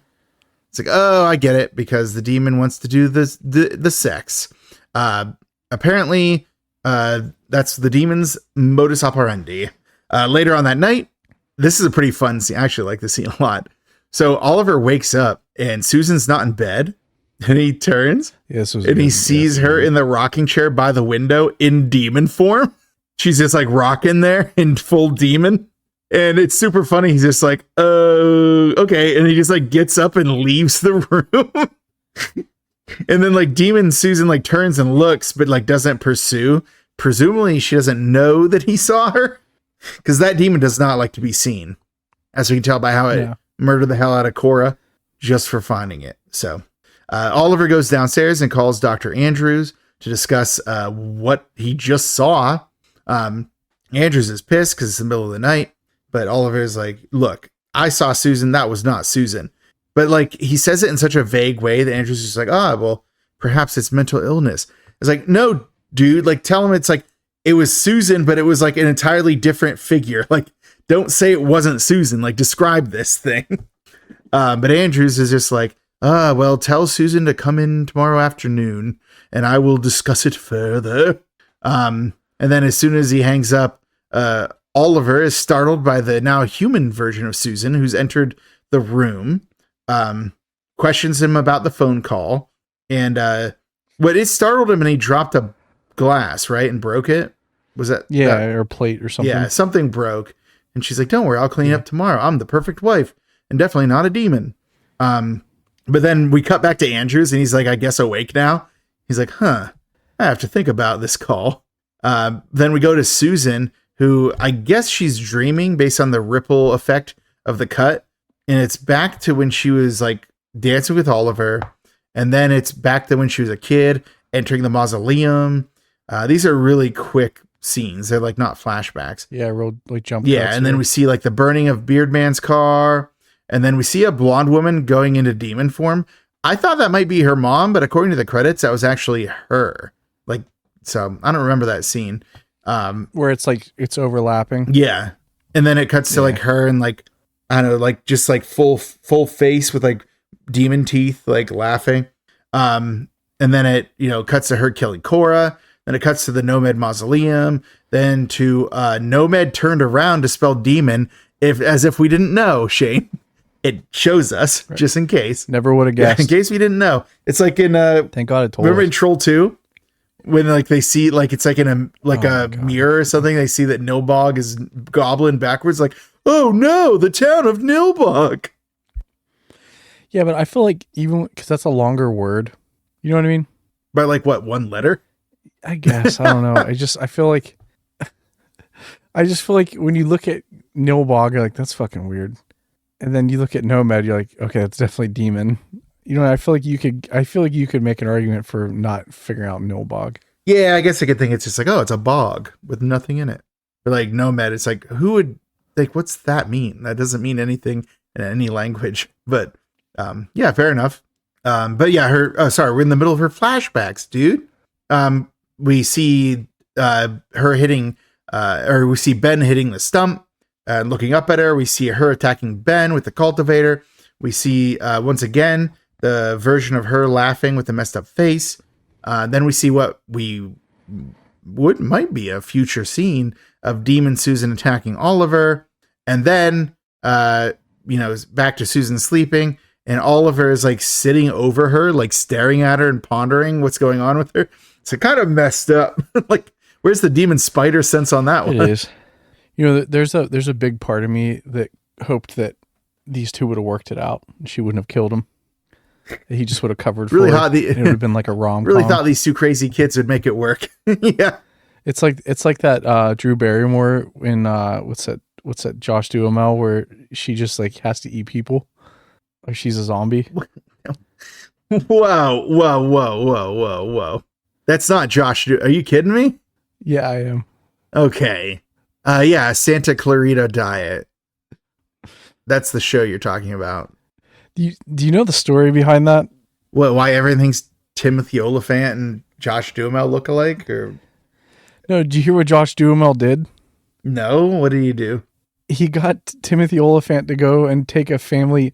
He sent out all of his Christmas cards with Timothy Olyphant as him. Oh, I did hear about that. That was a few years back. No one noticed. Even his mom didn't even notice. That's super funny, though. That is super funny. No, it's really funny that they're both really good sports about it, but I think they look similar, but I don't think they look that alike. Like, I don't know. I think at a glance. Yeah, I guess if you got a Christmas card with like your son's family and then another guy, he'd be like, oh, it's just my son. It's just a weird picture of him. Maybe. Right. I don't know. All right. Let's get back to this movie and not talk about Santa Clarita Diet, which was unfortunately canceled before it could finish its storyline. Which is a bummer because I thought that show was really good. Morning cut. Long scene of Oliver heading to the office again and trying to get Elsie to make Susan coffee because they're out of it. Or that's what Elsie's like, no, we're out. And then, because Elsie already thinks there's something supernatural afoot, so she wants a GTFO. Yeah. And then he's like, okay, tea. And then Elsie's like, all right, fine. He's like, and then look out for her more today than any other day. And Elsie's like, I might not be here when you come back because I have spiritual matters to attend to. And then it seems like Oliver actually talks Elsie into sticking around. But, we're going to find out that didn't work out because Elsie then goes upstairs and she starts kind of talking to herself. It's like, there's some strange shit going on in this house. She gets to the top of the stairs. She's like, I don't like any of this. This is messed up. She sees like some smoke and fog billowing out from under like a bedroom door where there's a green light glowing. So Elsie turns around and sees that Oliver's getting into his car to head out. So Elsie runs out the door to try to catch him and he's gone. He's driving down the road. So Elsie, but she goes down to, this is actually a really funny scene. So Elsie goes down to the bar downstairs, where, earlier, the glass was broken where Oliver was making the call. So Elsie goes down to the bar. It's like, I don't drink, but I need some of the good stuff right now. She pours. Yeah, she's like, I haven't drank since I found Jesus. Yeah. She's like, I haven't drank since I found Jesus, but I need some of the good stuff right now. Yeah. She pours a drink, takes a shot. She's like, all right, I need another one. And then she does another one. Yeah, just slams it. She says something what was the line? It's like, I haven't been this nervous since I've been black. Yeah. Well, Elsie, you were the entire time. I think I get it. So she's just nervous as she's ever been. It's super funny. And she's like, all right, I'm good. I'm ready. So Elsie now heads upstairs towards Susan's room where all the smoke and the green light is coming from. But then she goes in, she opens the door. Whatever she sees, she books it. She runs out, gets her suitcase or her bag, and then she just runs out the front of the house. So there you go. Elsie's gone from the movie, but that scene alone, of her was so good. It's super funny. It justified her character being there that entire time. Totally. And I feel too, it's that's what every normal person would do. Seriously. How much you have to have your head up your ass to not like know something terrible's happening in this house right now? But yeah, like how she just like she goes downstairs, has a couple shots, like, all right, I'm ready. Goes upstairs, sees the demon. It's like, no, I'm out. I'm done. I'm outie. So yeah, once again, later, Oliver is trying to convince Susan to go to her appointment with Andrews. So I guess Oliver went to the office in the morning and came back for like lunch. And then she doesn't want to go, but he's finally successful. And he's like, oh, where's Elsie, by the way? It'd been established that Elsie was out a lot. So what is it? Susan is just like, oh, it's probably just her sister. She'll be here later. And then says that he gets a phone call from somebody named Martha who's looking for Cora. He's like, wait a second, where's Cora? And then Susan's like, oh, I'm sure she'll show up later. It's like, oh, a lot of disappearances that might come back later around you right now, Susan. And then Oliver's like, oh, I also wonder where Ben the landscaper is. It's like, yeah, Oliver, where are all these people who've disappeared? And why is your wife the only person they have in common? He would not be a good detective. A Columbo, he is not. No, not at all. But yeah, back at Dr. Andrews' office, he's filling out some prescriptions for meds to help Susan sleep. She's there, by the way, so it did work. He suggests to her they want to try hypnosis. She's resistant, but Andrews convinces her by telling her, I guess, that like if you don't believe I can hypnosis, it won't hypnotize. She's like, you're right. I shall hypnotize. We get a long scene of him using like some little diamond on a string to like hypnotize her. When she's under, he starts his tape recorder to tape the session. The hypnotized Susan is like reverted back to like basically a child. Like she still thinks she's like at her mother's funeral and stuff. Andrews asks her where she is, and she's like, I'm safe in the Mausoleum. And then Andrews only has like a second to remember what the Mausoleum means until Susan suddenly sits up, glowing eyes, messed up teeth, partial demon form, not full demon form, as we know. And she's like, you didn't even know I existed. He's like, well, I sort of did. But so the entity is like, says that it is the Nomed. It claims to be Nomed. And it's like, Oliver must have told you about me. So Andrews is getting freaked out by this demon business. So he like cuts off the hypnosis, reawakens Susan. She's like, I'm so refreshed from my relaxing sleep. So Susan leaves, which by the way, Andrews like, this is like malpractice, right? He's basically sending this woman home to potentially murder her husband. Yeah, that's where this is like where it kind of started getting a little weird. Like, cause like, I felt like things were out of order a tiny bit. But it seems like he knows something. But what else is he going to do? He knows something's going to go down. Like, I don't know. Right. Commit her. It's either him or. Right. Whatever. But then after. He secretly loves her, I think. Ew. He's been treating her since she was a kid. Gross. Gross. Andrews gets on the phone to call another doctor. Dr. Loney, or Dr. Was it Nomi Logan? Or wait, what's her first name? I was going to call her Logan. It's, Roni Logan. That's her name. So he calls Roni Logan, and he just immediately violates HIPAA laws. Well, first of all, she's on like a successful lecture tour.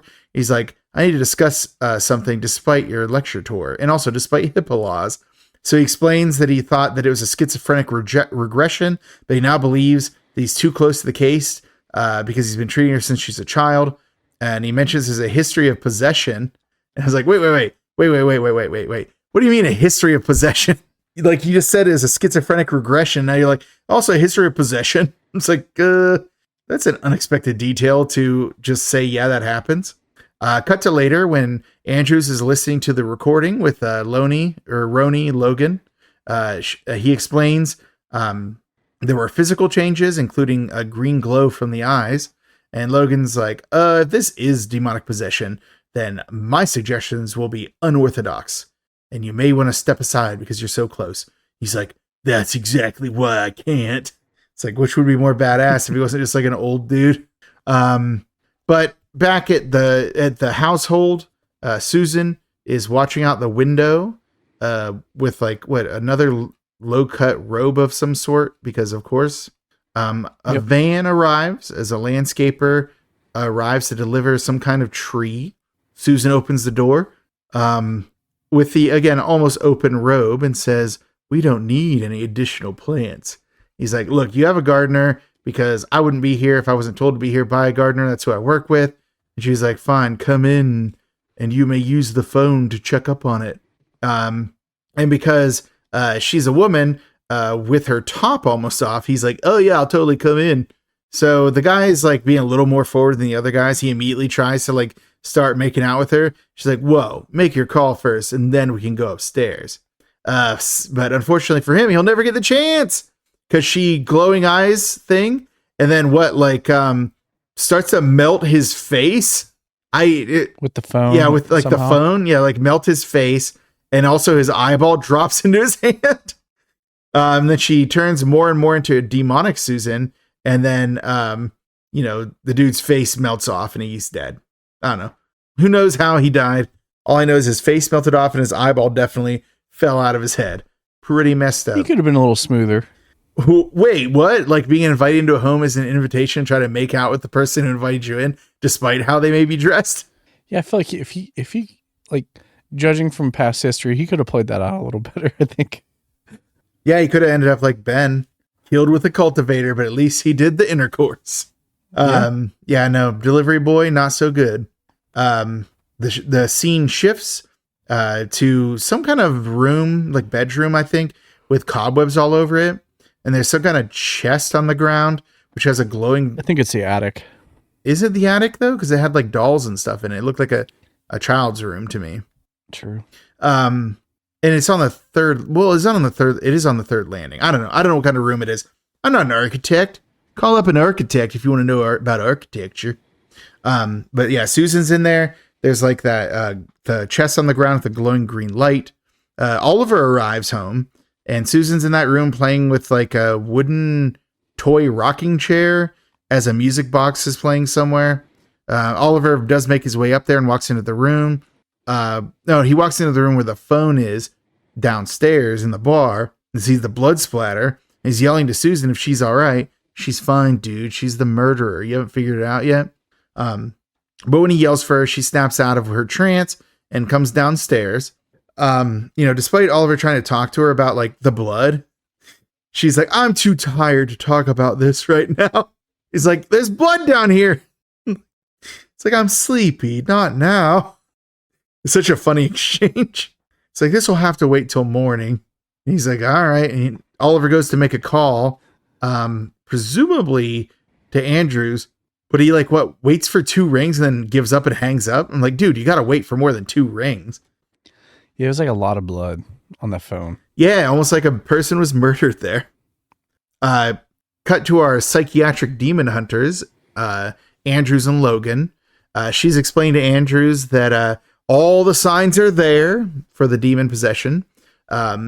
He's going through a little bit of denial, but he does ultimately accept that a possession is occurring. Logan says that he needs to use the diary's knowledge. He already knows what he needs to use. The crown of thorns in order to defeat the demon. What is it? Oliver now arrives on the scene and is like telling Andrews something needs to be done for Susan, dude. So Andrews works on filling in Oliver on the Nomed family history, all the supernatural nonsense and who's he what's it's, that Susan is possessed. And Susan's at a mall walking around shopping. So Andrews wants to confine Susan, but Oliver's like, no, we can't confine her. It's like, well, Oliver, I'm sure you won't die from this. And then Andrews is like, all right, Oliver, I'm going to come later to your house and settle this once and for all. So Oliver leaves. Logan tells Andrews that he needs to go to the Mausoleum to get the crown of thorns, because of course it's there. Still at the mall, Susan is eyeing up some painting. The gallery owner. Oh, I didn't put the gallery owner in the credits. I try to put somebody who's killed every time. I forgot about that guy. All right. Well, let's get to his death and then I'll look him up. The gallery owner tells Susan that the painting she likes is already sold, so he can't sell it to her. She's getting really combative. And then the owner is suddenly distracted by another patron, and Susan grabs the painting, just tries to dip with it. Just runs away with it. It's like, you'll never catch me with this huge easel. She so he tries to stop her in the like lobby of the mall, like in front of many people. It's like on a second floor. So several people are around and there's a railing. So she uses her demon powers to pick him up, and like people are watching her do this as she like levitates him and then drops him over like the railing to the lower floor where he's like impaled on like a sculpture down below that's like got a pointy top to it. It's like, oh, what is this? The Pit 2 from Mortal Kombat? Just drop the dude on some spikes. Good old Spike Pit kill. Good old Spike Pit. So his name was Ron Cannon. Was that the actor who played? Yep. Any cool things in his credits, or is he just like... No, body and soul in this. Well, at least we didn't miss much. And in Body and Soul, he was a backup. It was just man at fight. That was As opposed to now, where he's gallery curator, whatever his name was. He's Pitman. Pitman.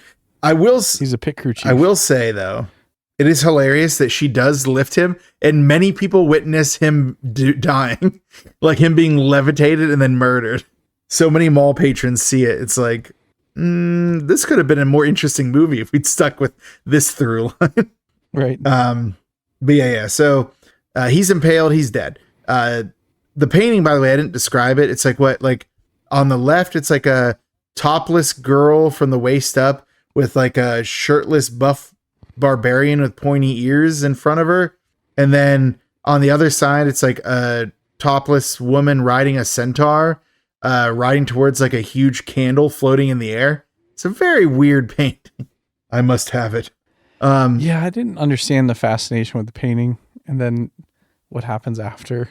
Yeah, the painting becomes very important to her immediately. But yeah. So anyways, the painting is enough that when Oliver comes home, he's like, whoa, this painting is here all of a sudden? So he decides to like confront her about what's going on. He's like, you have to communicate with me or Andrews, or nothing will get better. No one can help you. So this is enough to set off some demonic activity because Susan's eyes start to glow. And then the woman on the left in the painting starts to have her eyes bleed.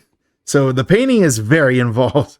But hey, we don't have time to like follow through with that scene because we're going to smash cut to dinner time. Oliver's going to apologize to Susan for, I don't know, wondering where she got this painting and knowing she has an issue going on. I don't know what he's apologizing for. But he's like, you can keep the painting if you want. But then he knocks over a plate, which enrages Susan, who then smashes another plate. Like, it's like, oh, okay. So one broken plate. He's just like, break all the plates. Back to the railing overlooking the foyer area. Oliver throws caution to the wind and goes to check on Susan. She's in the bathtub. So we get some more gratuitous nudity. Hell yeah. Everyone in 1983 is going wild right now. And she's like, oh, Oliver, why are you so tired? And he's like apologetic. Like, I'm just worried about losing you because of all the stuff I have going on or whatever. And then the two start to make out, him fully clothed in a bathtub, which is super messed up. Then we cut to, the graveyard. I probably should say this later, but I read a review of this movie and it was like bad horror movie held up by Bobby Breese. How do you say her name? Breese? I said Bracey or something like that, but I don't know how it's pronounced. Yeah, it's like held up by Bobby Breeze's breasts, like her nudity scenes. I mean, it's got to be what the draw was in that era for this. I guess. The era before the internet when you just like look up anything, including this. But yeah, so where was I? Goddamn. Okay, here we go. No, it's fine. It's my notes, man. I need to like do a better job of awkward clothed water kissing. Oh yeah, make it now. I mean, I didn't like it anytime it happens. It happened in like one of the Batman. It was a Batman v Superman when like Amy Adams, Lois Lane is in the bathtub and a fully clothed Clark Kent climbs in with her. It's like, stop it. Those clothes don't do that. Those are your clothes. And hey, guess what? They can come off. Like it's kind of they're optional. You don't need them. In fact, they're probably a hindrance for what you're about to do, if you know what I mean. And I think you do. So yeah. But yeah, cut to the graveyard. Rave to the grave. Andrews is arriving during a very atmospherically appropriate storm. as he goes into the mausoleum. Then we get a cross cut to the making out in the bathtub. Oliver pauses to promise Susan about their vacation once again. Heard that before. Back to Andrews, approaching the door to the mausoleum. Back to making out, only Susan's eyes are starting to glow. Uh-oh. Andrews approaches the door where the crown of thorns is just hanging there. And this prompts, I think this is what prompts Susan to attack, but I don't know. This prompts Susan to attack Oliver and go full demon mode. And now we get to see her fully nude demon form, which includes a what special detail, Shane? Oh, man. Face boobs. She's got face boobs. Face boobs. Yes, her boobs have become two more heads. So sorry, it's so hard to get through that description. Because not only do the face boobs exist, Shane, but they are important to what happens. Because what do they do? Song and dance. This turns into a musical. Hello, my baby. Hello, my darling. Hello, my ragtime cow. No, there's there's like a vignette, shot of these two faces on IMDb, like an artsy, I'm gonna send this to you, and it's just fucking. It's so funny. Of all the footage that they managed to do a weird artsy, an old timey vintage photograph. Yeah. Yeah, did you see it? I do. Yeah, it's crazy. What the fuck? Yes, they don't have a lot of screen time compared to the rest of her, and also really other versions. Yeah, they were jealous. But no, Shane, the boob heads do not engage in a song and dance number. They bite through Oliver's rib cage and rip his chest out, killing him. He's dead. He's opened straight up by boob heads. Hey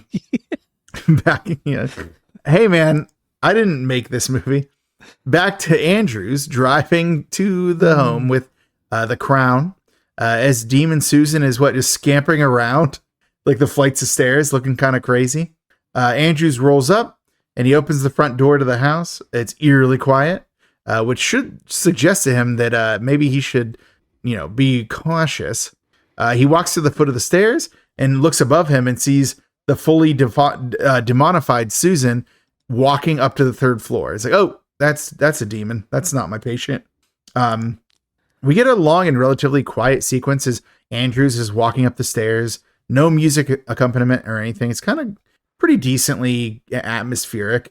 Yeah, it was. Yeah. It was well done. Yeah, he gets to the second floor, and then some tunes kick in a little bit as he walks towards the bedroom door, but doesn't find Susan there because, again, he should have saw she went up to the third floor already. But he's a psychiatrist, not a knower of floors. Am I right? So was he a buildingologist? A buildingologist. Oh, an architect. That's what those are called. So yeah, this is kind of weird. So he walks into the bedroom and then doesn't find her. And then he walks into another door and there's trees and a bench or a swing. Wait, what? How is this on the second floor? Where is this? And then a sudden black cat jump scare. None of this makes sense. I'm so confused. Yeah, I didn't really get this either, to be honest with you. It's whose cat is that? This cat was never established. But no time to dwell on that because Andrews is on the move once more. He gets to the bedroom where he finds the, ripped up corpse of Oliver in the bathtub. He's appropriately alarmed by this development. Then he emerges into the hallway once more and hears Susan upstairs humming a song as she's sitting at the front of her glowing trunk again, right? Yep. Hey, you know what I heard was in that glowing trunk, Shane? What was that? Marcellus Wallace's soul. Oh my God. Do you get that? Because a lot of people said the box in Pulp Fiction was Marcellus Wallace's soul. Yeah. And that's why it glowed when they opened it. Yeah. It was not a funny joke I made. There wasn't enough feet in this movie for that to land, I think. Wow. So anyway, Susan seems to be beating the hell out of a doll for no good reason. She starts to slow down though as Andrews is heading up the stairs towards the third floor. For unclear reasons, Susan just starts screaming, which causes lightning and thunder to occur at the mausoleum. So, not here where she is. Nice try, Nomed. You idiot. Nice try, Nomed, you fool. Yeah, where was I? Music box. Oh yeah. Andrews arrives at the door. It's like covered with an absurd amount of cobwebs. Like, I don't even want to see the spiders that live here. He enters and finds Susan sitting in front of the glowing green box once more. Susan is on the ground rocking back and forth.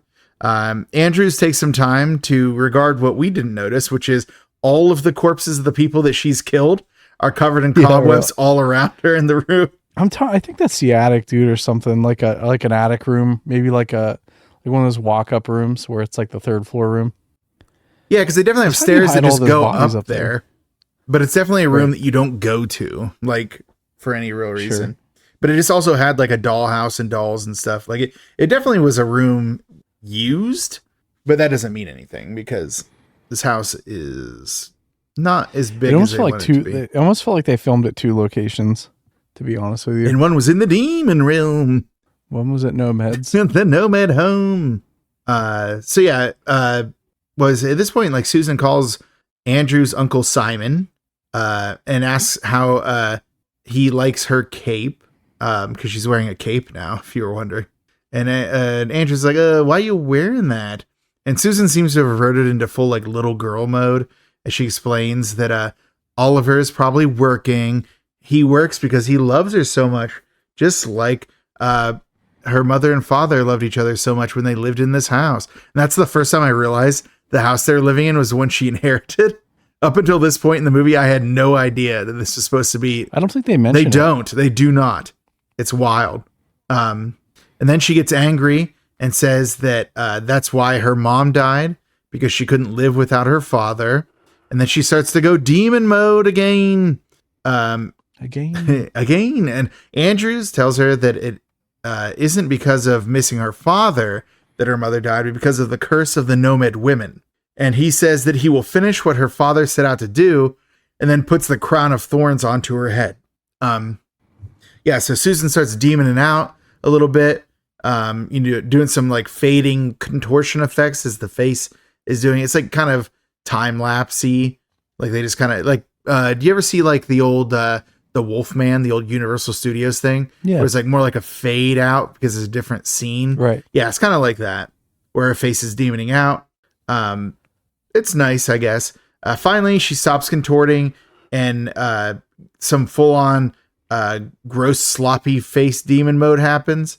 And the same with the boob faces. But this time, Susan is alarmed about it. Then Demon Susan falls to the ground and then turns back into Susan after she hits. So, boom. Presumably, Demon Susan's Dunzilla. Yep. Yeah. Meanwhile, back at the Mausoleum, we see that the Demon Susan has appeared there. The usual green glow all around her and all that, and thunder and lightning, the whole 9. Demon Susan at the Mausoleum is like wandering the halls of the Mausoleum, suffering from the effects of the crown of thorns on her head. And we get some like haunting vocalizations from her. We see the hooded figures back there. We're just watching as Demon Susan like drops into its knees, trying to open up the sarcophagus to get back in there from whence it came. Back to what Andrews and Susan dealing with the bad weather localized specifically to this part of the cemetery. They get to the Mausoleum. They follow the spectral voices that are calling out for Susan. Once they arrive at the chamber where the coffin is, Andrews tells Susan that she knows what she has to do. She has to return the demon that she released. So Susan is sobbing. She approaches. This is like such a long scene. Like words can't express how long the scene takes. Like this movie could end in like 10 minutes. Yeah, like we could be done. That's like rushing through it. It's like this scene takes way too long. So Susan sobbing gets to there. Like we see it cuts between Susan and child Susan approaching the sarcophagus in case we forgot that she was once a child. I did forget. Oh no. And then finally, she picks up the crown of thorns and places it on the demon, which apparently is enough to put a stop to all of this. The sarcophagus closes, and I thought it was funny because they had all those rats on top of the sarcophagus. One rat was like on top of the demon when it closed. I was like, oh no, that one rat is trapped in there with the demon. All the rest of the rats are out. I thought it was pretty funny. Then we get some hopeful string music as Susan turns around, now free of her curse. Andrews takes off his coat and puts it around her, and they exit the mausoleum. The green glow stops because the nightmare is over. Or is it? Outside, daylight has occurred.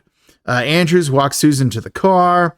He takes a moment to turn around and walk towards a figure that we can't see, but is wearing like a cloak and doing something with flowers. And Andrews tells the figure that that he has known and lived with the secret as his father before him and his father before him. And no one is to go into the mausoleum. So it suggests that like this hooded figure is one of the caretakers who we didn't know about, who's supposed to be protecting it all along. So Andrews goes to the car and drives away with Susan, and it pulls back, and we see the hooded figure is Ben, the gardener. So was he a Nomed the whole time? He was a caretaker of the demon. So it suggested that he released the demon to cause havoc, because his family is supposed to be the guardians of the mausoleum to stop the Nomed women from getting to it. But they obviously haven't stopped for the last couple. That's what I took away from it anyway. Because he wanted to bone down with the demon. Yes, correct. Got it. Perhaps two, okay, perhaps good. the mother as well. And maybe that's why how he was talking makes more sense. Yes.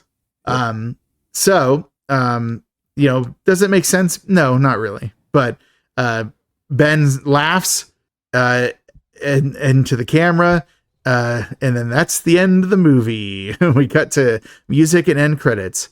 And also, he is wearing a full hood and cloak, which is the same as the silhouette we saw earlier from inside of the mausoleum. So I'm wondering if that's him, who was the one. I think it is. Fun. That's kind of what I thought. Yeah, as Bib Fortuna would say, "Day one a wanga." But yeah, there you go. Okay. Well, that's the end of the plot description for a little movie we like to call "They Plague Our People at Every Turn, but from this day out, they shall plague us no more." Do you get that reference from Mauso-Liam-Neeson? I'm trying to think of other ones we could have done too. It was from Gangs of New York. Yeah. I'm sorry you didn't do a Ra's al Ghul one. That's like, I thought that was going to be. Or is Susan immortal, or her methods supernatural? Mauso-Liam-Neeson. I just really like the Gangs of New York when it's like, by the ancient laws of combat, I accept the challenge of the so-called natives. They plague our people at every turn, but from this day out, they shall plague us no more. That's my best Irish accent. Mauso-Liam-Neeson. It's like you're here. It's like Liam Neeson's in your house. He's like right beside It's me. Mauso-Liam-Neeson, so it's not actually Liam Neeson. It's distinct, so we don't get sued, you see. Prepare to receive the true Lord.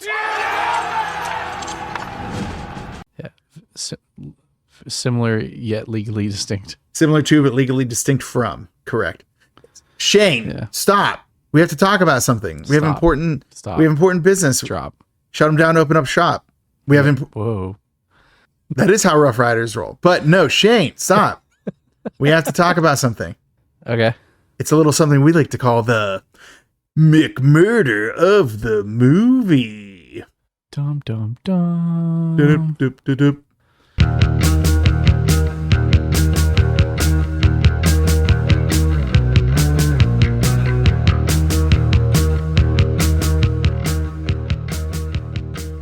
I love it when a plan comes together. That's Mauso-Liam-Neeson in the A-Team.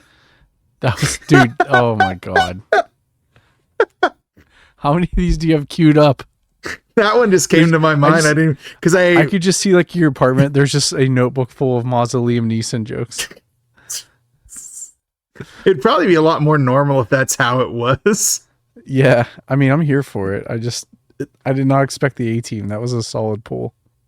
I love it when a plan comes together. Yeah, I liked that movie. I don't even care who knows it, but it was good. Yeah. Yeah, but we need to do the McMurder of the movie, Shane. I have one in mind. Oh man. Okay. Really? Because like there's like a bunch of good kills in this movie. There were some good kills. Yeah, you're right. Oh man, I'm kind of torn between three actually, but two like real big front runners for me. Okay, what's yours? Mine is gonna be my man Marjo Gortner. Oliver getting boob faced to the ribs. Getting this. That was really good. So that's my number one. My number two was the gallery owner. Like that was such a cool his public execution, just like right there in the mall, people screaming as he's psychonically lifted up, and then like it's getting like yeah, and then just basically tossed off the pit stage from Mortal Kombat to like a sharp sculpture that like, come on, man, don't put that sculpture there if you don't want a guy to get impaled on it. I also really liked when she killed her aunt. I thought that was good. I thought that was well done. I thought that the effects were really good on it. I just wish it had gone a little further. Sure. I'm sure it's probably a budgetary thing. That's why they had to stop. Chesticle one. Well, yeah, the chesticle one we see the aftermath of. Like for hers, we only see it happening at the beginning, and it looks horrifying. Well, I mean, technically we see the aftermath up in that room, but yeah, but it's covered in cobwebs. It's kind of hard to tell. It's like flayed. Yeah, it looks like it's a scene straight out of the Dougie Doug masterpiece, Eight-Legged Freaks. Yes. But yeah. No, I mean, do you feel that strongly about the store guy? No, it's Oliver. 100%. Yeah, we got to give it to Marjo. Yeah. I heard, by the way, just like an aside, I'd heard that Marjo Gortner's like film career is like, it's a lot of B movies or like disaster. Like he has a lot of like kind of not, high budget movies. So people are like, oh yeah, most of his movies are like bad and everyone thinks he's a bad actor. It's like, well, number one, he's not a bad actor. He's doing fine in his role. His choice of roles might not be good, but I'm like, man, like show some respect to Marjo Gortner, man. Like he's not the problem in the movies he's in. No, like, yeah, can you fault him? He likes doing this stuff, so I don't fault him. I'm glad he started doing this instead of being a child preacher for the Pentecostal church or whatever he's doing. Really. That's messed up. Sure. Yeah, his life could have been a whole nother direction. Yeah. Speaking of another direction, another direction. Let's do I'm loving these transitions. The judgment categories.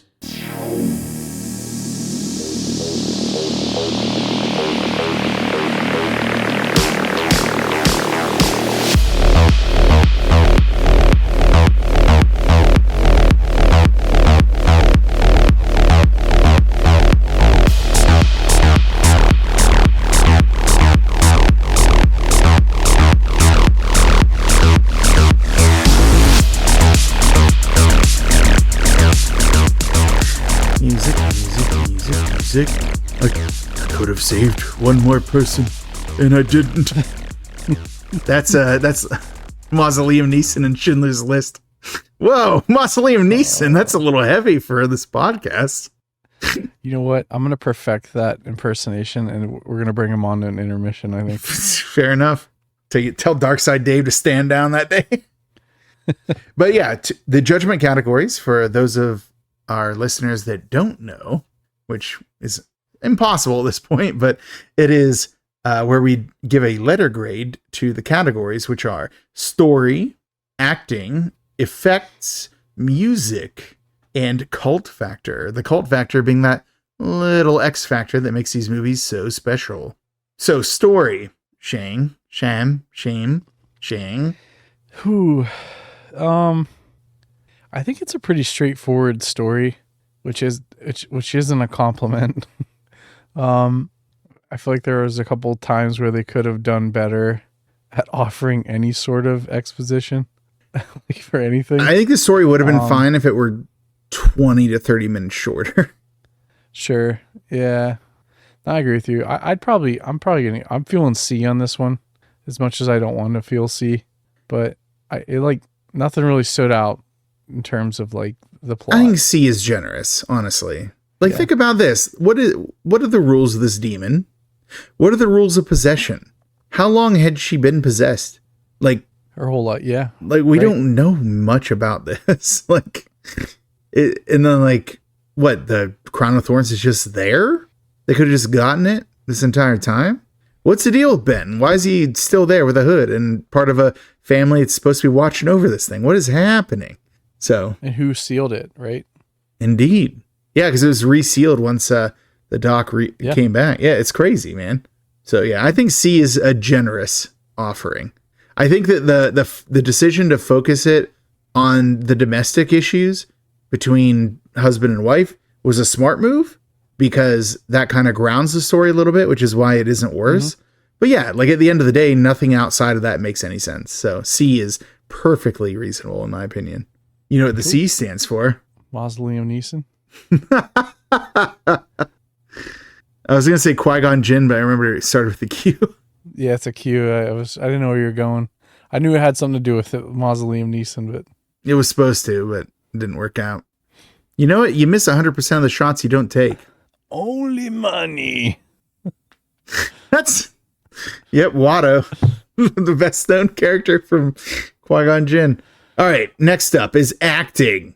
I'm going to come out a little strong here. I think that these performances were actually quite good, despite the movie they were in. Like, I don't really have I think Marjoe Gortner, number one, is killing the game. I think he did amazing. I think another, pretty big standout for me anyway, is LaWanda Page as Elsie. She was so funny and so fun. I enjoyed that. I don't know. I feel like Bobby Brazy, they wanted to lean on the sexualization of her character, but I think she did a good job of bringing some vulnerability to it when she needed to. Yeah. So the loving wife, I think she was a good yin and yang kind of thing going on. Yeah, she did a good job of separating the versions of her that were in play. Right. It's not a masterclass in it, but it was decent. So I would say B. I think I'm feeling B for acting. Yeah, I could live with a B. I think that's fair. Because no one was bad. Even the supporting characters, like that delivery guy, even the gardener to some extent. Ben. Yeah. Probably the worst actor in the entire thing was the little girl version of Susan, which, Yeah, I mean, what are you going to do? Well, there's a reason her career didn't continue. Actually, I think the worst one's the sister. Cora? Really? Like that beginning scene where she just, oh no, not. She's yelling. Oh God, not Susan! Yeah, that was so dumb. But no, I agree. B. It's good. B for Mausoleum. Where were we? On to effects. This one's tough. I want to say A. Really? I really liked but I said I want to say A, but I think I have to go B because some of the stuff was not well done. It was too Halloween story, not Halloween Halloween store-esque. You know what I mean? It was low grade, because there were scenes where it was really good.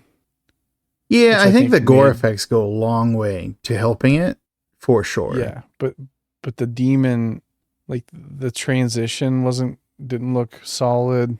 It looked too plastic, or rubbery maybe. You could tell it was fake skin kind of.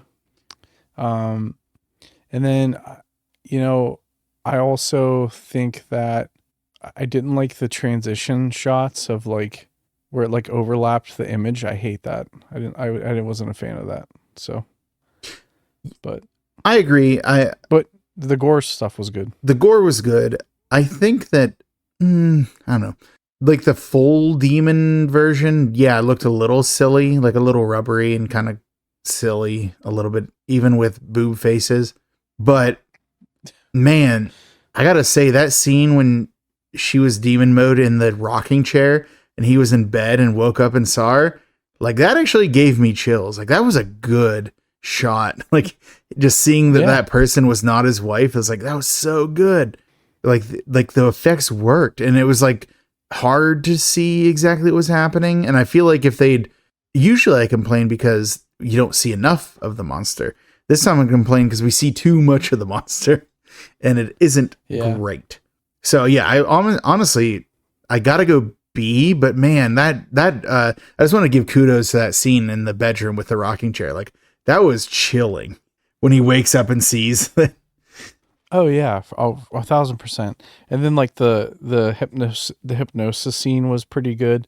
Like that's what I'm saying. Like there were times where they did a good job with the prosthetics, and then there were times it just did not. It just feels like if they just stuck to doing less, did less, it would have probably worked better. Yes, exactly. Yeah, I agree. Yeah. So yeah, be it shall be. Yep. Well, next up is the one I let you take the lead on, buddy, and it's the music. Whew.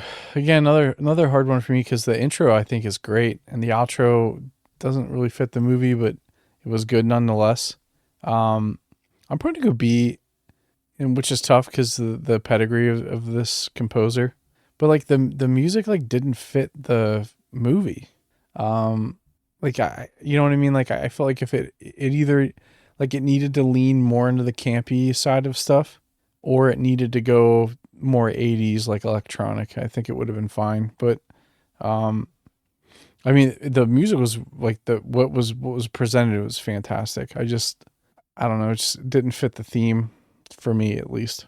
So I don't know, what are you feeling? No, I agree. I feel like it's not the music that was an issue, is the way the music like the theme fit the project they were working on here. I will say though, I was inclined to go C because I include sound design with music, and that demon whine thing, it was annoying. Yeah, honestly, in many ways worse than 9/11 for me. Okay.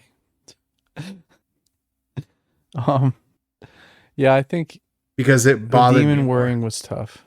No, yeah, the demon whirring you can cut that out. but no, that demon whir was a nightmare. It was. I mean, do you want me to? I don't know, if you think it's funny, then keep it. If you don't, then yeah, cut it.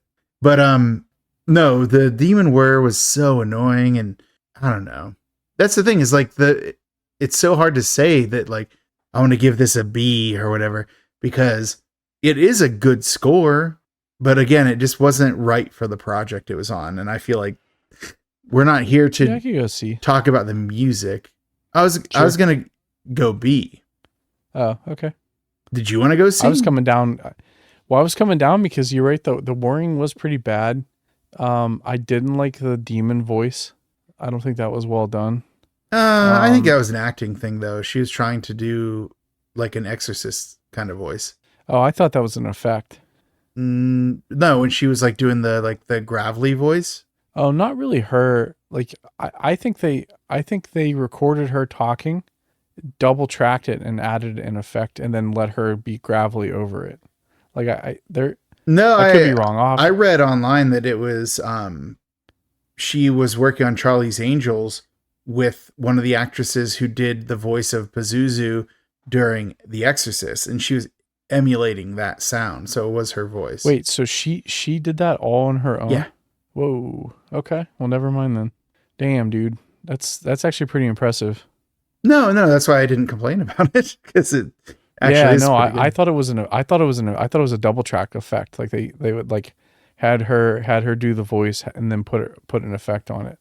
Wow. Okay. No, and you can tell in like some of the early scenes when like Oliver was getting changed, you could hear his wife talking to somebody. The other voice is the demonic voice. That was just her voice just alternating. Sure. But wow. Okay. Well, but yeah. anyways, I mean, look, I can live with a C or a B, so it's up. I'll lean whatever. Where were you lean? You were leaning to B though, weren't you? I was initially, but the whirring was a problem. Yeah, but it feels go B. It feels wrong to downgrade that score just because of some annoying sound effects. So yeah, I would say B. Yeah, it's fair. Next up is Cold Factor. That little X factor that makes these movies so good. I feel like just for the green contact thing alone, like that story is crazy. How basically she blinded herself. I know, yeah, it's crazy. I'll go A. Like it's weird enough, like that it like has that weird, like there's some things in this movie that I think are memeable, or that'll be around for a while. Like the boob kill is funny. The boob kill is pretty funny. I still just the eyes were just so that sticks out for me. I still love that demon version of Susan kills Ben with the with the cultivator, even though her claws are sharper than the cultivator's. Like, excuse me? Right. That was super funny. And then Elsie, anytime she's on screen, she's like killing the game. I don't know. It's a funny movie. It's just like, I guess I would say, like, if you like a movie like this, that you want to give it more time to breathe, I guess, because it isn't like rich with incident. More time to breathe, less time to air. It's just like, it's not rich with incident. It's like very slow, you know? Sure. And again, a lot of the last 20 minutes were, if you don't have the internet and you somehow have access to this, a lot of gratuitous female nudity. So congratulations, you get it. Yeah, right. You did it. I don't know, but it's hard not to give an A for Cult Factor, just because like it is interesting. Like, it's not, I didn't waste my time watching it, but it isn't as good as some other ones, but I'll still say A for Cult Factor. Sure. That's fair. All right. A for Cult Factor. But Shane, guess what? What? We aren't done. We have one last category to go. We shall release the Kraken. I knew it. I fucking knew it's it. It's Mauso-Liam-Neeson from Clash of the Titans. I'm like, what's he gonna do? I'm like, I bet it's Zeus. I bet it's Mauso-Liam-Neeson. Mauso-Liam-Neeson. So as we know, we do one last section called the D roll.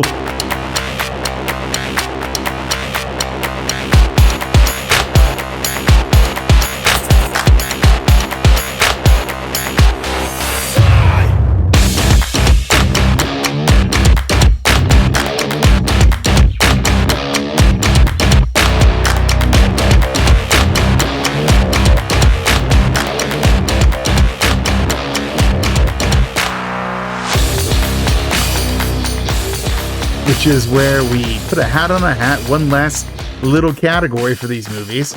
And they are cult classic, B movie, grindhouse, or trash. And hopefully we'll never do trash, but I guess if we run through every movie that ever existed in the 1980s, we might get there. Oh boy. I wanted this to do so much better. Yeah. I feel like I think we both know. I think we both know what we have to do. We don't have the strength to do it. I know. It's B movie. Does Mauso-Liam-Neeson do it? Does he have the strength? Does Mauso-Liam-Neeson have the strength? Well, it's a B movie, right? Yeah. He was gonna say don't cite the old magic to me, which I was there when it was written. Oh wait, here's a good one. I have a bunch of quotes open at once, so it's really hard to. Nice.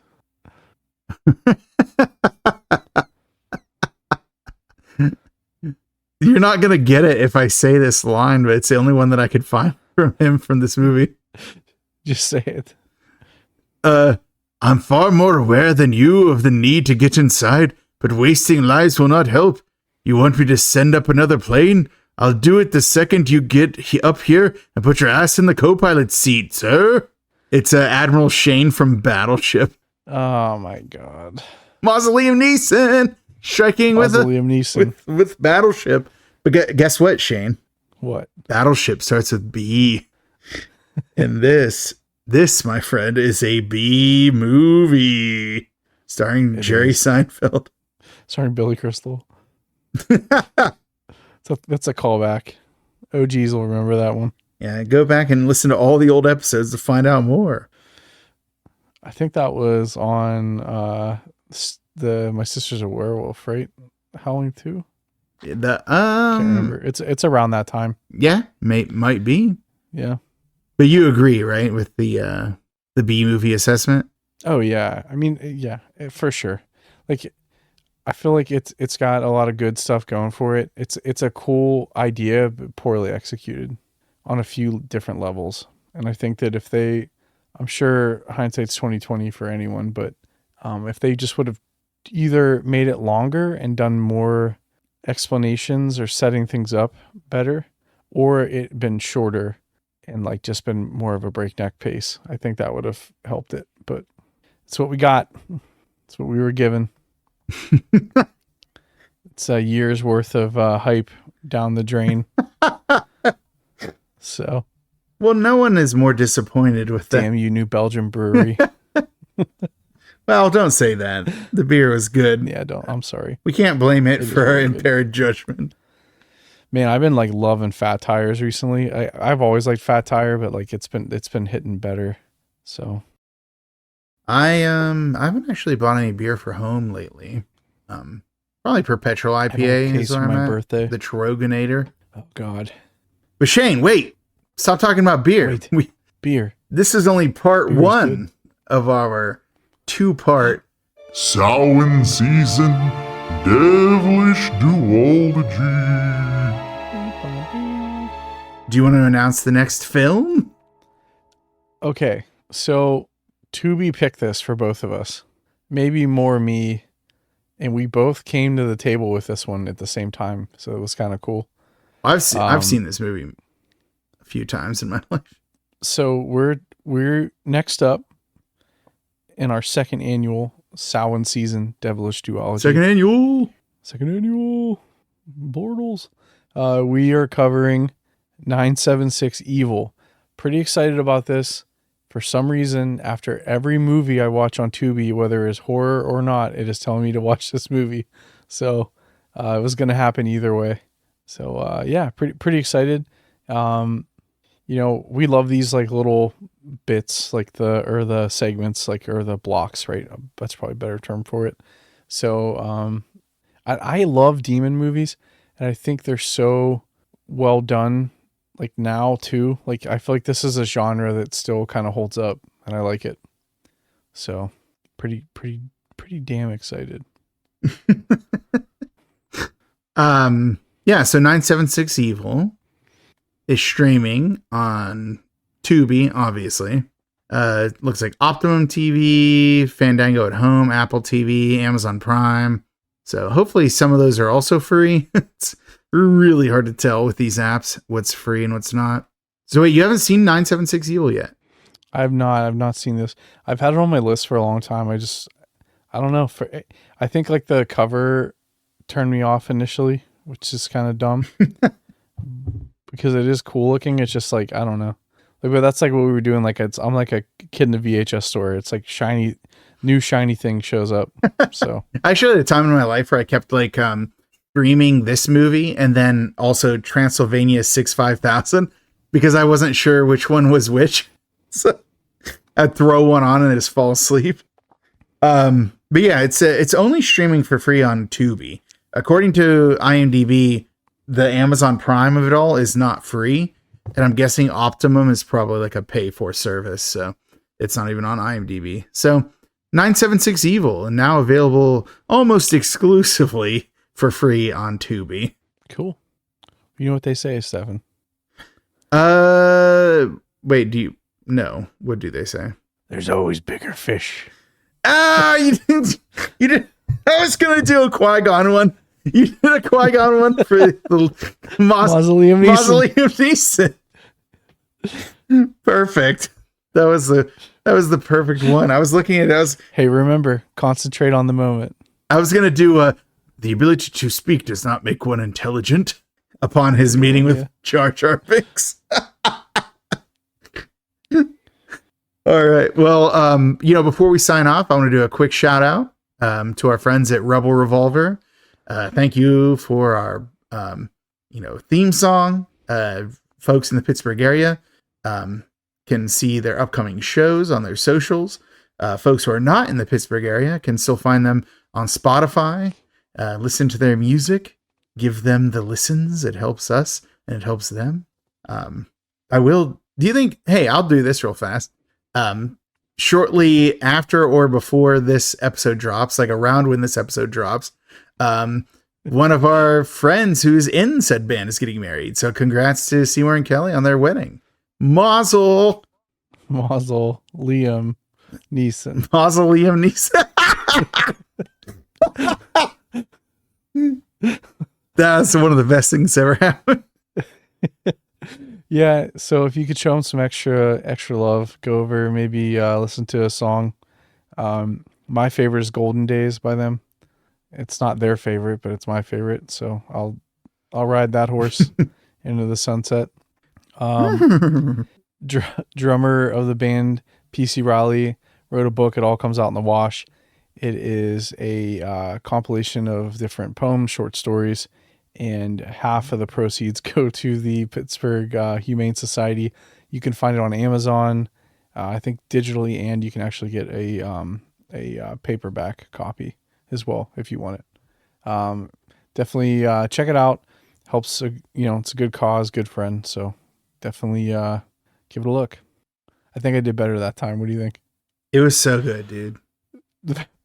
When I forgot that 50% and half are the same thing, I have no idea why. Like my brain like literally shut off like mid sentence. Like, yeah, numbers are hard, dude. Like, numbers are hard. Yeah. Only money. Mausoleum-Neeson. Mausoleum Watto. All right. Well, I think we should bring Matthew. We're gonna come up with Matthew McWadahay. Let's workshop that. I think we can do better. All right, Andy. all right. I think they keep getting younger, and I stay the same age, but only money. Those are rookie numbers, Andy. Oh God. You do his lines from what was that show? The True Detective or whatever. Oh, hold on. Yeah, let me do it. I'll look up the fucking. That's one of my favorite scenes when Woody Harrelson's like, "Can you just not say fucking weird shit for like?" I don't. It's like, I never sleep. I only dream. He just like turns and looks at him. I never sleep, but only dream. I think. Hold on, I'll get one. We just watched that the other day. The first season again. I liked that first season until it wasn't supernatural. It's just some murderer. True. It's all one ghetto, man. A giant gutter in outer space, Annie. Oh, Christ. They're so depressing. Perfect. They're so depressing. Like, I'm reading some of these, I'm just like, Jesus Christ. I don't even think I could get through it. What was the one he said about, like, oh, man, it was something about, like, a small town, right? Like, or no, that was Woody Harrelson's character telling him about it. Like, don't say that it seems like someone's faded memory of a town or something like this. Yeah, it's like, don't say anything like it's a faded memory of a town or like, you just... Yes. Oh, Christ. That's a good show. Yeah, well, I love Woody Harrelson. I think he's good in everything, especially Natural Born Killers. Oh man, his character in Three Billboards Outside Ebbing, Missouri is an incredible movie. But yeah, that was a fantastic movie. Jane, we're trying to end the show. Well, okay, but we got to talk about Sam Rockwell for a second because he's like next level, dude. He doesn't get enough credit. Yeah, he's really good. Him in that movie was an appropriately infuriating character who's given maybe an undeserved level of redemption, but it's like a realistic level of redemption. I appreciate it. I thought it was a good character. It's very grounded. And he has the courage to take the roles, man. He will take a role no matter how it makes him look if it's a challenge. It's incredible as an actor to do that. Yeah, I agree. Deborah, live in Queens. All right, we need to go. We need to stop. What? Now we need to go? I was already saying that. All right. Remember, your focus determines your reality. Mausoleum-Neeson. All right. Well, thanks everyone for dealing with all of this. We appreciate you. Follow our socials. What is it? The Dark Side Drive-In on Instagram. Is that correct? That's right? Yeah. The Dark Side Drive-In on Instagram. We are Dark Side Drive-In on Twitter. We are the Dark Side Drive-In on Facebook, but we also recently have a fan group that started up. So if you that was cool. Yeah, if you want to join up with that, like it exists. Yeah. So do it, I suppose. But there you go. Part 1 of the Samhain season Devilish Duology. I would say it's been a success. Shane, I would too. Yeah, I was gonna say, Shane, would you agree? Contractually, you have to. Contractually, I do. Yeah. Legally, I have to say yes. All right. Well, I'll be sitting by my phone waiting for the next call for 976 Evil. Ooh. All right. Bye. Spook 'em up. All right. Bye. Bye.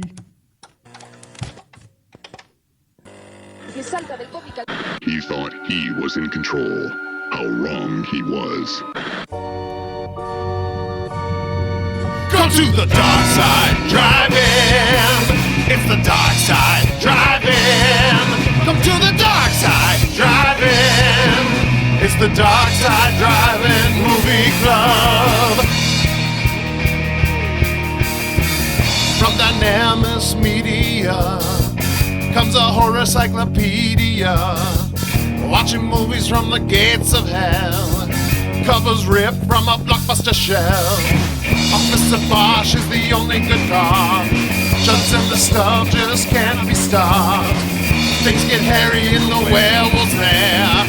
Turn the corner and the prowler is there. It's the dark side driving. It's the dark side driving. Come to the dark side driving. It's the dark side driving movie club. Shane's the one who runs the show. He produces and keeps the flow. The Savini of the ones and twos. Only Jack Cordell has bigger shoes. Stephen does the bulk of the research. His descriptions just can't be besmirched. Lots of synopses are the top of lore. Just like Lamson, you'll be begging for more. It's the dark side driving. It's the dark side driving. Come to the dark side driving. It's the dark side driving movie club. From the deepest corner of the darkest universe, two brave hosts battle through nameless hordes of ghoulish monsters most foul, all to bring you the eternal glory of the dark side drive-in.